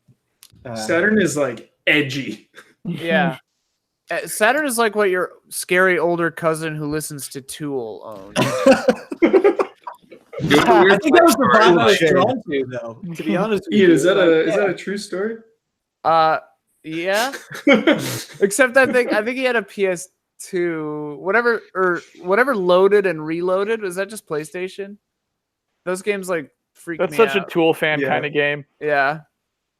I Hey, think no it was shade a on weird. Tool, It was you a know, weird period because Sega had they'd like just done the CD and they'd done the 32X, and then there's the Saturn, and it just like I felt like I've got the Super Nintendo and it's holding its own against all of these things. Yeah. Yeah. And then there was also like Neo Geo had its thing coming out around then, like the Jaguar and PlayStation, and there's just so many like random consoles that Saturn was sort of exciting, but not quite enough that I knew anyone that like hopped into it. That's like I remember as a kid not being sure if it was like a new console or just like an add-on thing. It was Sega's Wii U. Yeah. Mr. Bones, the cover, he's got a guitar. So that's probably on there. Next question. Next question comes in from DRD 7-14. Good day, allies. Got a fun question for you. If you could equip your real life self with an item, such as a weapon, tool, gadget, etc., from any video game, what item would it be and why? Phoenix down. Phoenix down. Didn't work on Aerith, so Oh yeah, true. doesn't If work you get on killed you by when the you plot, really you're down. die. Yeah. She Yeah, got but, extra like- killed. Yeah, but like if you get hit by like a car, you're good. Yeah. All right. Well, I don't know, Ian. Like you can use Phoenix down on others, but you can't use it on Right. yourself. I guess I would give all you That's- guys Phoenix down. That's all. I No, you can use Phoenix on yourself in some games. Yeah, In the but menu. dude, does any Final Fantasy game ever say that person's straight up dead? I always have the No, idea there's Final been, Fantasy like, knocked out. like they're decapitated. knocked out. Yeah. Yeah. Like that's why it doesn't work. Oh, in battle, yeah. It's Yeah. like D&D. Yeah. If you go down, you're fine, but if you Right. get double your or over your maximum negative, then you're dead. Mm-hmm. Octo camo. Yeah. What are you gonna do with that, dude? Anything I want. You were Too just scary. wanting- You perv, you. Any of the plethora of items that let you like set teleport points and then be able to teleport to them. Yeah, So no, don't have the to portal gun. travel. I would put Yeah, one portal in the would green, be I'd like put one in the number green one. room and then one in the wall over here, and then I'd put the portal gun down and be like, great. So I have no travel time. Be like awesome. You go like any location I want. And But not that worry works about the both travel. ways. That's Yeah, the problem. Come on in. I just want a jetpack. A That's what jetpack I would be want. great. Yeah. I'd take materia, just like Bahamut. Yeah. Oh man. Just think for a moment. Just have Bahamut anytime I want. I would Dude, but definitely Ryan- want Go ahead. what? I was gonna say any gun from Ratchet and Clank. Oh. If it didn't wear off, I'd want the Yo. invincibility star from Mario. Anything that would make me live Music's forever is what I'm playing. If we after. go, The music is always playing around. yeah. Oh, no. If we go more low key, yeah, like any kind of like dash boots, like a Mega Man when you upgrade the X, when you upgrade the feet, so you dash can boots. dash, like just something silly, stupid, but like could still be convenient. It's like The- gotta get another Sam Pelly, woo, dash. The Pegasus Dash boots back. from Link to the Past. Just Yeah, like like- crash everywhere. Yeah. Like air dashing would be kind of cool. I could actually imagine somebody Pegasus booting down the hallway at the studio. Yo, Yeah. double jumps, Give it- Double jumps. double Double jump. jumps, baby. Oh man, I feel like It's so cool. You would need some kind of like impact shoes though, because like you'd get too high, you'd hurt yourself. You'd need Yeah. Shell's boots from Portal where she has no fall Mhm. damage. So good. I'm getting heat vision so I can counteract Huber's invisibility. I can see you. A spite pick. Yeah, I can't let him have that power. Can Heat Vision see through Octo Camo? I was trying to think about that. I was trying to think of the boss fight against the one of the beauties who has Octocam. I mean, it works on Gray Fox in Metal Gear Solid 1. Yeah. Octo goggles. Camo's way more advanced. It is more advanced. And yeah, so like I think you have to like I think you can see her. You can like see her outline if you're putting on goggles or something. I can't really remember it too well.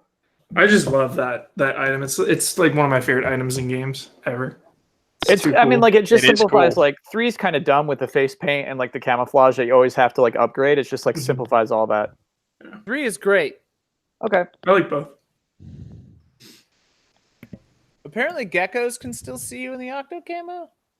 Okay, In so case I the like infrared. I want a gecko that I could just hang out on then. A gecko with 2 Oh. handlebars. Like Payne's gecko. He has like a doesn't he have like that weird like gecko lizard, something like summon? that? Yeah. With the Rinnegan eyes, Kyle. No, dude, we're talking about the those geckos. What? Oh, you're talking Metal MGS4? Gear. Yeah, he's talking geckos. MGS4. Yeah, yeah, yeah. Got it. The Got it. cow one? Yeah. I thought an actual gecko. Oh wait, How- this other one says that they cannot see through it. So I don't know what's going on. We'll have to test it someday. I think if you pick it out of spite, you can automatically. Game theory. Yeah. Yeah. Yeah, we'll test it out. The Sands of Time from Prince of Persia. Yeah. it's a good- Oh. Mm. Oh, Really? the Dagger? one button Isn't the whole great. point of that like the chaos they creates? That's Too why much he power. wants it. Damiani has too much power. I mean, I guess I thought of it because of like Ian saying Ian said that they wanted something to avoid death. Yeah, Like forever. basically, oops, I'll die. Rewind 5 seconds. Don't do that. You know, The braid one would work. that too. That yeah. item that he's got. Mhm. Next question comes in from Bradley. Since Tetris Battle Royale actually somehow became a successful thing, I'd like the allies to come up with some other mashups that could be successful. Oh, so not battle royales Not necessarily, just a but mashup. okay, Yeah. okay. Okay. Jeez. If we could do this, we'd be millionaires. Dude, I cannot believe they did Resident Evil 2 and PUBG, but it's the mobile version. Yeah, Oddly, crazy. Oh yeah, and they're doing that Terra PUBG thing now. Like what? They're I want- struggling. I want them to put Seaman in anything. Anything. Please, no. Yeah. So spooky. So like Yep. instead of Owen and Anthem, it's just C-Man telling Yep. you what to do. Yep. But he like grows according to what you tell him. Well, he backseat games. Like Really? you screw up, and C-Man has commentary on that. You My know, friend, my you- friend you- just texted me about Seaman. Is he like blowing up somewhere? What's going Seaman's on? blowing up. Seaman is hot right Oh yeah. Oh Okay. yeah. C-Man never left, baby. Got it. He was And trying then, earlier you know, like- today, but not anymore. you try to, you're in like some conversation in like an RPG, and C-Man's like, hey, I need to eat. You got some food for me right now? You got some food? I need to eat. Yeah, Keep Huber, track what of did your this guy, friends too. say about Seaman, dude? He like sent me a picture of Seaman and was like, never forget. What company you keep, man? Like, That was a that Grumball Grumball? special. Yep. Why does Grumbum know about Grumbum. Seaman? Dude, I don't know. He frequents Reddit. It's probably saw it on Reddit or something. man, Oh, I frequent Reddit and I don't see Seaman anywhere. What the hell? Drone bomb, dude. like bro, outside life blows my mind. Put a chocobo in Grand Theft Auto. Oh, You cowards. I'm along the lines with you, Ben. I just Earthworm Jim and something. Just something. Clay Fighter? smash. Yeah. I mean, like, it's a standby answer, but I'll stick with it till it happens. I really want a Captain Falcon bounty hunting game. Oh, okay. I'm going to stick by it. I'm going to keep dreaming. Keep waiting. Yep. I want them to put like the Bebop in Starlink from Cowboy Bebop. Oh. Okay. I mean, I don't because I don't want to play Starlink, but I want a Cowboy Bebop game. I'd be satisfied if they just got the Cowboy Bebop music and whatever. Oh yeah, Just put it in anything. There's a pretty good Cowboy Bebop game. The only problem is it's not in English. Yeah, isn't it PS2? Yeah. That's a big problem. Let's play it. Yeah. There's a fan translation. They made it into a movie. I don't know if it's still on YouTube, but if you want to watch it, you know, it has a good story too. So dang. Jones, the Resident Evil 2 filler DLCs had me thinking. Filler is in like they're not canon. Right. I would love for them to do something like that with a new Batman game. Like if Rocksteady does a new Batman game and have some like non-canon DLCs with like the Ninja Turtles. Yeah. Something like that. Kind of a opposite answer is I want the mashup of story and gameplay to be taken out of Anthem. Take the story out. And put it where? And gameplay? Are you going to put it anywhere or are you just taking it out? Just take it out. Man, I'm so weird. The story is the only thing like I'm like super into in Anthem. I mean, I haven't. We played it on the stream, and I haven't had a chance to play it yet. So I mean, the story might be dope. It's just like I wanted to jump around, and it was getting in my way of that. Yeah. Slow. Very slow. Oh, it's slow. Oh, it's slow. Next question comes in from Nick. Hi, allies. As soon as Star Fox Grand Prix was leaked last year, this became my most anticipated Nintendo game. Indeed, the news that Retro were taking over the development duties for Metroid Prime 4 led me to the conclusion that the game must almost be ready for release. However, its absence from the most recent Direct, along with news of a racing mode coming to Starlink, has led me to darker realms and to question whether the game even exists. So my question to you, allies, is a fairly simple one. Do you think Star Fox Grand Prix actually exists? talk No. about this on friend code, so watch the episode. But There we go. The plug. I don't think I'll say this much. I don't think the racing mode in Star Fox Grand Prix was the source of those rumors. The racing mode in Atlas Starlink was not the source of the rumors for Star Fox Grand Prix. Like I really don't think that was the case. Do you But think they were working on it and I got moved off it? I think there's some truth to it. I just don't know if it's ever coming out. If it was canceled. I think though, I'm also not believing in the Grand Prix anymore, but I think that Nintendo will announce 2 2019 games at E3 that will come out, that later that year. Oh yeah. So I'm saying, like, don't give up if you do believe, don't give up yet. Yeah, I'll bite. I believe it. Bossman, you got to explain how the bidding thing works on Fantasy Game Critic to me. Let's do like a mini podcast segment. Okay. Why? What are you bidding on now? No, because I thought I had Mario Maker, and then Oh, got you. Yeah. Oh, sorry. and I'm sad about it. I'm so upset about your Fantasy Critic League. You could have been in on it, Damiani. No, I can't. No, actually, reverse. I can't use Dawn for something now because of that. Whoa. He's not willing to step into this ethical quandary. I mean, when I was reminded of something, I was like, we can't do that. I was like, You stinks. totally can. You absolutely can. No, you can't. Oh, because you want Don to like co-review something? Yeah. Got you. Or I wanted him to do something for a part of something, and now it's not possible. So it's like, nope. Yep. I mean, if he doesn't weigh in on the score, It kind of won't matter. Should have done that. It appears on it. It's we can kick Don out. He's not going to win anyway. Oh, Wow. You know that? Called out.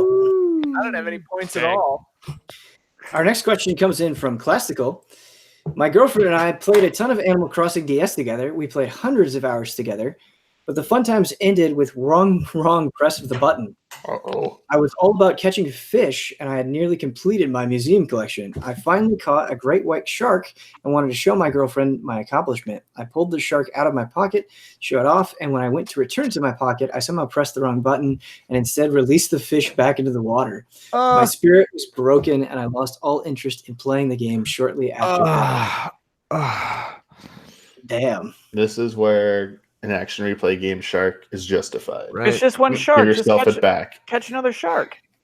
Is it like extremely rare and hard I to catch? think, yeah. It's not. It could also be a one-time only thing as well. I've Like definitely had moments like that. I can't remember specifics, but like where I was working so hard to get a thing and then I lost it. Mm-hmm. And then I remember just never playing that game again, but I can't remember what it was. So I love games where you have like rare items. It will ask you a confirmation message saying you're about to discard this. Are you sure you really want to do that? Yeah. Yeah. Such a Animal good Crossing thing. should have done that. Phantasy Star Online was like the most, up until that point, the most I'd ever been invested in a character, and my VMU like got hacked or corrupted or something. And my character just got wiped. And I mean, I still liked that game, and I still played that game after the fact, but it was a big deflating moment for sure. How stoked are you for the new one to be announced at E3 this year? I'm upset that you keep building up my It's hopes. coming, A Ben. lot of rumors, Oh a lot my of heat gosh. on this. Stay strong, Ben. It's coming. It's strong. Always strong for Phantasy Star Online. Sega AAA MMO, it's coming. I admire the faith, Huber. Yeah, dude. If Switch. anybody can make it happen, it's you. I guess. Switch Fantasy Star, dude. Let's go. When So did you perfect. get Neo 2? Oh. Got it for $1, baby. When? Just on a regular old day. You know what it was? It was that random person who tweeted like, I played Neo 2 and it's great. And I'm like, okay, I'll just go buy Neo 2 right now. You Brutal. snake in the grass. Yeah. Oh. Well, you're gonna fill up on trash, and then an E3 comes around. I'm gonna be like, ba ba ba ba ba. I'm concerned. So we have 8 spots open, right? And I've used up 2. There's not that many games that are going to get announced. Like we're all going to have to fill up on trash. Get your own show, man. Okay, sorry, Jones. What's going on? It's Q&A. Sorry. Gosh. This next one is for Ian specifically. Oh, It's from Shiraz. Ian, remember that cool synth from the Anthem presentation at the Game Awards? Yes. Did you ever learn more about the synth? it is used in called the Anthem? Linstrument. It's very expensive. Yeah, I looked into it. It looks dope. How expensive is expensive? I'm checking again. I think there are two versions. There is one, there's one that's a Marlin Grando and one that's like 14. A Marlin Grando. Those Anthem bucks. Yeah, there's one that's a grand and one that's 15 grand. I think she was using the more square one, not the longer one, but Wait, 15 grand or 1500? 1500. Sorry, 1500. I'm unclear if it's it's an expressive MIDI controller, so it doesn't make music itself. It's just it controls things. Hmm. Weird. But yeah, it looks pretty nutso. You can do crazy stuff with it. But yeah, that's a cool song. I really like it's sort of like Rolly, the Rolly pianos, which are like squishy keyboards that you can just like roll in any direction and you have total like expressive control. Yeah. But yeah, an instrument. Zat Van Doot has an interesting question for us. Unicorns, horse with horn, or Pterripus, horse with wings? I think we have to choose. Horse with Horse horn. with wings, baby. Horses with wings. Yeah. They can't fly. They're too heavy. Therapist, though? I never heard that term. I've never heard that term. So, yeah, looking it up, there's an argument. Sorry, I looked ahead at this question because I was like confused, and then there's an entry that says Pterripus is actually like a Pegasus is a type of Pterripus, and because a Pegasus became so famous, it became the one that everyone referred to like Kleenex. That's not the Right. that's just like a brand. It became so popular, but these sources are all from like the site. It's like a blog and says like Scrolls of Boothania. I don't know if that's like a D&D campaign or something. Like I don't know. There's no like wiki entry or like more broad general authority source that says it. It just seems to come from like looks like tabletop sources. I'm not entirely sure if it's Well, if we're in like Harry Potter universe, I might take the unicorn because Why, you want its blood? yeah, dude, Orochimaru style. Let's go. You live forever, right? Yep, I think if Ooh. you look back at every Q&A, Huber has said Orochimaru every time. once per Q&A.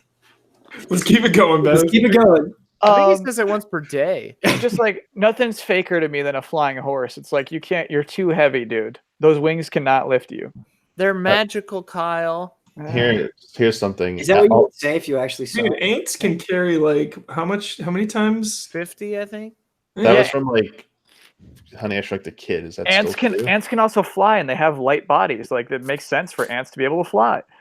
Here we go. I found something. Although Okay. often misused in popular culture, the term Pegasus is a proper noun referring to a particular character. Not whereas anymore. The term Pterripus, plural Pterripi, is the generic name of the species of winged horses. Pegasus is usually depicted as a pure white color, and it's like Greek mythology is where Pegasus comes from. I think So those people have to Pterripus accept. is the species name. Pegasus is a unique example. No, they gotta accept that English has evolved. Like Pegasus is the species. Yeah, but now. I don't like. Did somebody come up with the thing Therapist after the fact? No, this is this is actually on like the official wiki entry for it. I'm trying to find like what. But so you're telling me there's somewhere in Homer, Greek whoever. legend that the word Therapist is I used. think so. Yeah, it's Greek I think it's Greek mythology. I'm trying to find like this is gonna take too much time, but yeah. Yeah, who's We've actually only picking a Therapist? Who's picking that? I Well, am. Yeah, I mean, Right. why would Flying you? horse I would would be choose dope. Kyle, with a horn. I don't want a stupid horse with a horn on it. It can't even Yeah. it can't even use those wings, dude. It's just gonna flap around on the You don't ground. know that, What is Kyle. it going to use the horn for? In my world, Spike is you big, dude. die, and you just have to accept. Yeah, it's just gonna stab you, Kyle. And then it's going to have whatever it stabbed stuck on its horn for the rest of its life. Like, what? Yeah, you. Magical properties, dude. Unicorn. Magical properties. Yep. Our next question comes with Thank you, Ben. Thank He you. says, I have a huge backlog of games for years. How do you manage it, or what are your pro strats? Do you learn I don't. Do you lower the difficulty, stop the unimportant side quests, or just looking at guides to get the trophy the fastest, or you just take your time knowing you won't finish it? You can't finish everything. Yeah, you can't finish everything. The sooner we all accept it that we will miss out on many games, as long as that's what I've realized is like, all right, I know I'm going to miss out on the launch of this game. Like Metro Exodus, highly anticipated. I'm all caught up. I'm ready to go, but I got to put it on the back shelf for a little bit. So I think when I've realized that I could like play a game whenever, it really helps. If a game ever displeases you for more than an hour or more than a 6 on the displeasure scale, drop it forever and never look back. That is true if you don't have to review games. Well, yeah, if it's your job, then you have to finish it. But I mean, for us civilians, I don't know. There's plenty of games that have had bad chunks that get better. So I don't unforgivable. totally agree with that. Also, a fan of easy mode. Just never hurts. Easy mode, baby. Down to easy. Get through it quicker. Definitely. No shame. But yeah, there's no magic salve that will fix a backlog. Yeah, sincerely, like play what you want to play. It's okay. It's for fun. I think when you forget that it's for fun, then what are you even doing? Right. Exactly. Like Ben, right now, for just fun, Devil May Cry 3. Yeah. You know, there's more important games right now, like Anthem. Obviously, everyone's talking about it. Want to be in tune with the conversation, and Metro and stuff, new releases. But Devil May Cry 3, dude, just feeling it. It's hella sick. And it holds up super well. Yeah, it's great. Next question comes in from Pixel Perfect Polygons. Best Weezer song. Pork and beans. All right, pork and beans is the official answer. Okay. Crazy allies. No debate. No debate. Next question comes in from Shadow 2222. Congrats on the new studio. It looks amazing. Wait, can we say Suzanne, please? Suzanne's actually good. Hey, I like that song, Huber. I didn't know you like that song. Yeah. Okay, cool. That's a deep cut too, dude. Yeah. That's not on any of their albums. Mallrats. Yeah. And credits. Wow. I really like the song Only in Dreams a lot. I don't know if I have a favorite Weezer song, though. Ben's right. That is Only in Dreams is easily the best song. I like Only in Dreams a lot. It's very okay. We got a real answer in there. We almost let pork and beans ride. Couldn't let it happen. Not this day. No. Shadow 2222. Congrats on the new studio. It looks amazing. My question is, what times for the Allies have a fantastic story saved? Oh, okay. What times for the Allies has a fantastic story saved an otherwise mediocre game, or even elevated it to an all-time favorite? Spec Ops: The Line is commonly named, for example, as one of these games. If you can't think of one, can you think of a time where an otherwise good or great narrative-driven game had such a poor story that it impacted or ruined your experience? Missing is... Yeah, I was just going to say The Missing. I don't think it's terrible, but... Good example. No. Mm-hmm. Yeah. What were you going to say, Domini? I was going to say that's a good example. I have one that's going to anger a lot of people. But for me, the OG Nier story absolutely carries that game. But I think everything else about the game is very mediocre. Sure. Horizon Zero Dawn would be one of my favorite games of all time if I cared at all about the story, I think. So that kind of lessened Horizon for me. There are elements of the Horizon story I really like a lot. I didn't always love the way that was told, but I like the end. It pays off. You get through it, and the end is the best. It's the best story beat of all of it. It's just there's so much to why should I care about this person or any of these people? Well, it's weird. I love all the past stuff and don't care about any of the present day stuff. For Horizon. Yeah. I think the biggest example for me of a story elevating a game into legendary status is Enslaved. The gameplay is okay, and everything about that game is just okay, but I totally agree. Love that story so much. I think kind of along those lines, I enjoyed playing Hellblade, and I think it does some cool things, but I'm right there with you, yeah. I would have enjoyed Hellblade even half as much were it not for the story and that character. Even other games like that enslaved era, like Remember Me and Syndicate. Those are just okay games, but I got caught up in their narratives.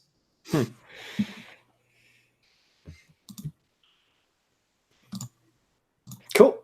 All right. Next question comes in from Mikkel. Favorite singing voice? Mikkel's is Freddie Mercury. Excellent pick. Good. Freddie Mercury's Ian Hank and Brandon Jones. Oh, thanks. right. Nat King Cole. Oh yeah. Wow. My every Christmas is just Nat King Cole for me. Van Morrison. Not an original answer, but I think Michael Jackson has a pretty Yes, very good incredible voice. Yes. I love David Bowie's voice too. Oh yes, Brad. Oh yes. Man, there are a lot. I respect like Dave Grohl. Like I don't know how human beings do that. I don't know how you like and keep going. I don't know how you just come out one time and be like, that's my only performance ever. I hope you enjoyed it. I can't speak now. Like I don't when I remember some people were complaining that Bono was like losing his voice, and it's like, of course he is. Like, how do you do that and not just destroy yourself? Chase says this, and I agree with him in chat. Morrissey has a pretty beautiful voice as well. Very distinct, yeah. Mm-hmm. I like Ignis Obel. I like there's an artist that's fairly new called Yeba. She's got incredible vocal control, which I really like. Obviously, Freddie Mercury is like the top. No. Yeah. Yeah. Oh, and Chris Cornell. Rest in peace. Chris Cornell was very good. Yeah. Do you guys know Tyson Ritter? He's really good. What? Is that a bit? Tyson Ritter. He's really good. Who's that? I think it's a This bit. is a bit. It's a bit. It's a bit. Moving on. It's a Bit. bit. Bit. Smelled We're like a doing bit. so good too. Next question is from Ibrahim. Hey, allies. Nice and short. Will we see these franchises come back in the new generation? New Yes, games, not all of them. remastered. Okay. Oh, new Oh. games. All right, we're just gonna go one by one, and Yep. I need quick fire, yes or no. Okay. Onimusha, Yes. Yes. Yes. Yes. Yes. Yep. Dino Crisis. Yep. No. Yes. The E3, dude. remake. E3 2019. Dino Crisis. Remake. Get ready. Remake. No, the remake's not an option. Oh, Wait, what are the options? Wait, he did say not. It's the remasters, yeah. He did say remasters. Not I mean, remake. Remakes count. Remakes Like count. All right, yeah. RE2 status remake. Okay, yeah, all right. Yes. Final Fight.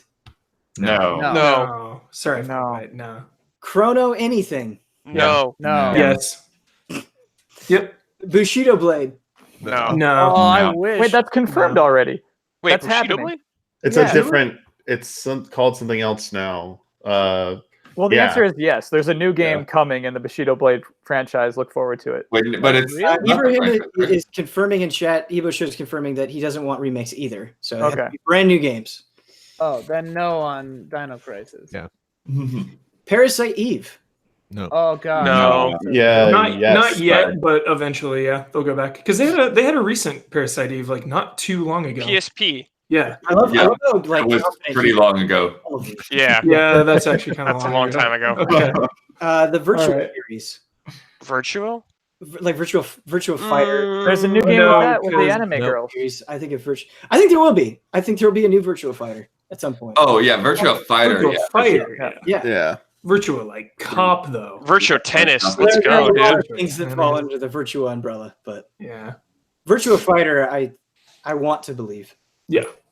Golden Axe, no. No. Crazy Taxi, No. No. Yeah, mobile Just have a games. phone one? Yeah. Yeah. game. That series continued on mobile phones and Was it a port or a brand new game? No, new game with like fuel was the microtransaction shit like that. Yikes. Oh, Lord. I don't count that as a game, dude. I went to an event. Were you with me Crazy Ben at that event? Taxi Battle Royale. I feel like Ben and I went to an event together. Yeah, and they had crazy. Yeah. With Sonic Boom. Hey, And it was broken. I owe everyone an apology. I made Oh. Well, Oh, no. Bro, is this a- he was going to apologize. His computer broke. His This is internet a bit. wouldn't allow him to apologize. gone. We didn't no, hear you're any back. of that. You're What back. were you saying? Okay, I just really have to say I'm sorry because I mixed. Oh Bushido my Blade and God, Samurai what Showdown. do you It happened It again. happened What- how again. are you This is doing a bit. Is this a bit? Welcome to squeezing its Boston Ethernet Trick, cable. dude. Kick him from the call. Kick him from the call. This is his trick. We're in one. This is the most meta troll you've ever pulled off. Yeah. The legs. Try again. I'm not doing it again. Forget about it. No, you need the apology. This is No trash. apology at all. Okay. Too late to apologize. Last question comes from Robert. Hey, allies, whenever you're playing games on your own, not for work or streaming, do you have music, podcasts, TV, or audiobooks in the background? No. Oh, which ones? Only Kyle. Oh, I totally do. There are plenty. Yeah, it depends what I'm playing. Yeah. Sometimes. I'll put like I watch a lot of streams, so I'll put streams on or YouTube. Yeah. for When I was grinding Dragon Quest XI, it was all Netflix, baby. I was just running in circles, Dude. watching documentaries. Yeah, loving it. when I was playing Assassin's Creed Odyssey, always had something going on. Sure, yeah. Quest. let's not fool ourselves. There are times where you don't need to give it your full attention. Yeah. But yeah, YouTube videos and Twitch. I've You guys got really like don't think Chrono is coming back? Come on, guys. No. it's coming back. No. You Dude. gotta believe. Totally You gotta coming believe, guys. Yeah. Come I just- on. It'd be Like So- here, when you say you want Chrono coming back, do you Yeah. do you want like Chrono Trigger continuation, or do you want like something that doesn't look like Chrono Trigger but it's called Chrono something? Because that's what you could possibly get something that looks nothing or plays nothing like Chrono Trigger. It's called Yeah. Chrono something, but I don't think they're ever going to be able to touch anything with the original Chrono Trigger cast and stuff. I don't think you're ever going to see a true like a sequel with them all playable made anytime again. What if you played as someone new and you like encountered those characters? Like it was a JRPG. Don't think that will happen either. Yes, that is totally happening. Okay. Huber knows it. He feels it. Okay. What if This you is- Chrono is in the air, man? It's just there. It's, reach out and touch Chrono it. for what if Smash. Huber is just like the most industry insider? Like Yeah. he He's knew got the scoops. about Shenmue 3 years in advance. Like actually, Huber, can you will it to happen right now? Like, Yeah. say it. All right. Like I just want to believe so bad. All right, now it is happening. Someone said Chrono Octopath, so Octochrono. 8 timelines. Chrono Path. I think that's gonna do it for our Q&A. Yeah. Thank you to all the allies who joined me to answer questions. Thank you to everybody who wrote in questions. We actually got through almost all of them. There are only a Nice. few left. How Like, many are left? let's see. Let's count them up. 1, 2, 3, 4, 5, 6. There's 6 Dude, left. 6 rapid fire. Go. Let's rapid fire Here we one word go. answers. I'm way down. Boom. One word answers. One word answers. Little Okay. High, Little Low, Council of the Nine. This comes in from Christian. Just curious if you had a strong affection for the various wall posters in your life growing through the moody teen years into the sacred college dorm room, right to where you're situated in life today. So yeah, do we have any? Yes. Next question. Yes. Yeah. Giant Duke Nukem standing on bullets. Reservoir man. Dogs. Yellow Submarine. I have a Super Metroid poster that glows in the dark. That's so sick, Blood. Limited edition. It's so sick. All right. We actually did already answer this question, but I'm going to read it anyway. Hey, allies, with Reggie retiring as president of NOA, I was wondering if you guys had any favorite Reggie moments from the last 15 years, any new ones that people want to throw in there. All of them. Next question. He introduced Damiani on stage, right? Got to mention that. Yeah. Oh, Didn't yeah. Reggie That say was- Michael that was Damiani, Bill everyone. That was Yeah, Bill that's Trent. Brennan. Okay. Nope, we're retroactively changing it. It was It was Reggie. Reggie. Yeah. Nice. It was Go. Reggie. Next question. This comes in from Jake in Japan. Dear allies, my best friend and I have played online together for the last 20 years, and despite now living an ocean apart, we still game together regularly. That's sweet. Nice. However, we have very different tastes. As a result, when one of us refuses to play a game the other one is raving about, we make game bets to force each other to play titles of the other's choosing. Our current bet is this. If I play Anthem with him for a month on Origin Premiere, he'll finally play Breath of the Wild, which I gifted to him with a new Whoa. Switch Wow. over a year ago, and he has refused to touch. Wow. So Your my friend question is wrong. is this. Do each of you have a title another ally has zero interest in, and you would be willing to do your own game bets to see them finally pick it up? So it's like a trade. You're basically Yeah. making a trade. Yeah. Any game bets. Might be fun for each of you to have a bet going and circle back around on the results in a week or two. If you More guys bets. begged me to play anything, I would. If you were like, Yeah, you don't count. immediately. Yeah, that doesn't You count. don't count. I'm obsessed with Kyle not wanting to play WoW now, though. I'll play anything. Yeah. Play WoW. Yep. You guys just play what you want to play. No pressure. Just someday, in the grand future, if Huber played Valkyria Chronicles and if Brandon played through a Yakuza game, I'd be good. I'm still going through Kiwami. Yeah, I already played. I dabble back in. I already played Kane and Lynch with Huber. Like, I'm done. Never again. 1 and 2. 1 and 2. 1 and 2.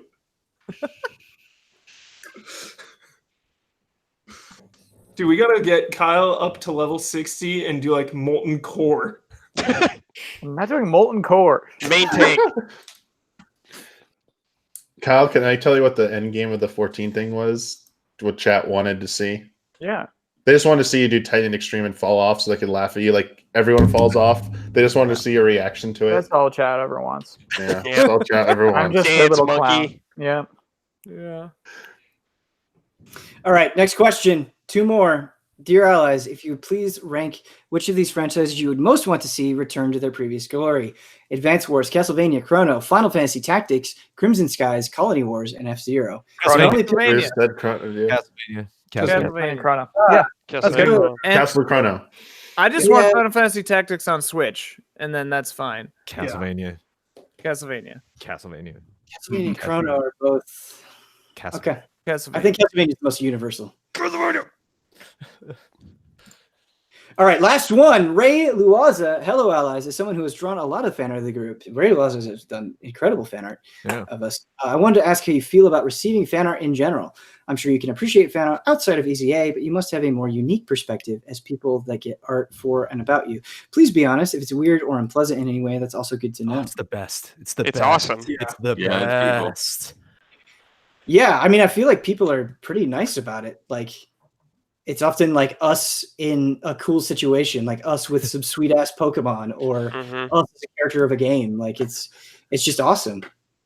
It's to me it's incredibly humbling to receive stuff like that, because not only did someone take the thought, but they took the time and the effort to use their beautiful talent to make something for and of you, and in celebration of like this whole thing. And like I can think of a few things that mean more than that. It's crazy. I love it. Can I be a grouch for a second? The only time I feel weird about it is when it's kind of implied that, like, oh, I really thought you would have retweeted that. You know what I mean? Like, it's like, Mm. oh, I really thought you would have featured that. And it's like, oh, just make the thing. You know what I mean? Just like, I guess I haven't encountered that. I retweet a lot of like Box Peak fan art just out of principle. But like, yeah, if it's just like, I don't like, there's a lot of stuff I just like don't retweet. Sure. I only got one negative one, but it was deserved and I loved it. But Dallin Taylor drew me when I couldn't figure out how to fish in Pokemon Red, and it was me. It was me just being like, I don't know what to do, and there was like a fish sticking out of the water, being like, "Come on, Jones." I don't remember. It's press the A button, man. It's like equip it and press A. I had to equip it, and I didn't know I could equip the Gotcha. rod. I Gotcha, didn't know. gotcha. It was called Rod. I was like, "What is that?" You know, like, That's my friend Rod. yeah. I don't remember what the context was or like why I asked for this to happen, but somebody photoshopped you with Noctis hair, and it was great. That is great. It was really great. That's got to resurface. It's there somewhere on the internet. It exists. All right. Do I still have time to apologize? Yes. Nope. Yep. Make Okay. it happen. So I just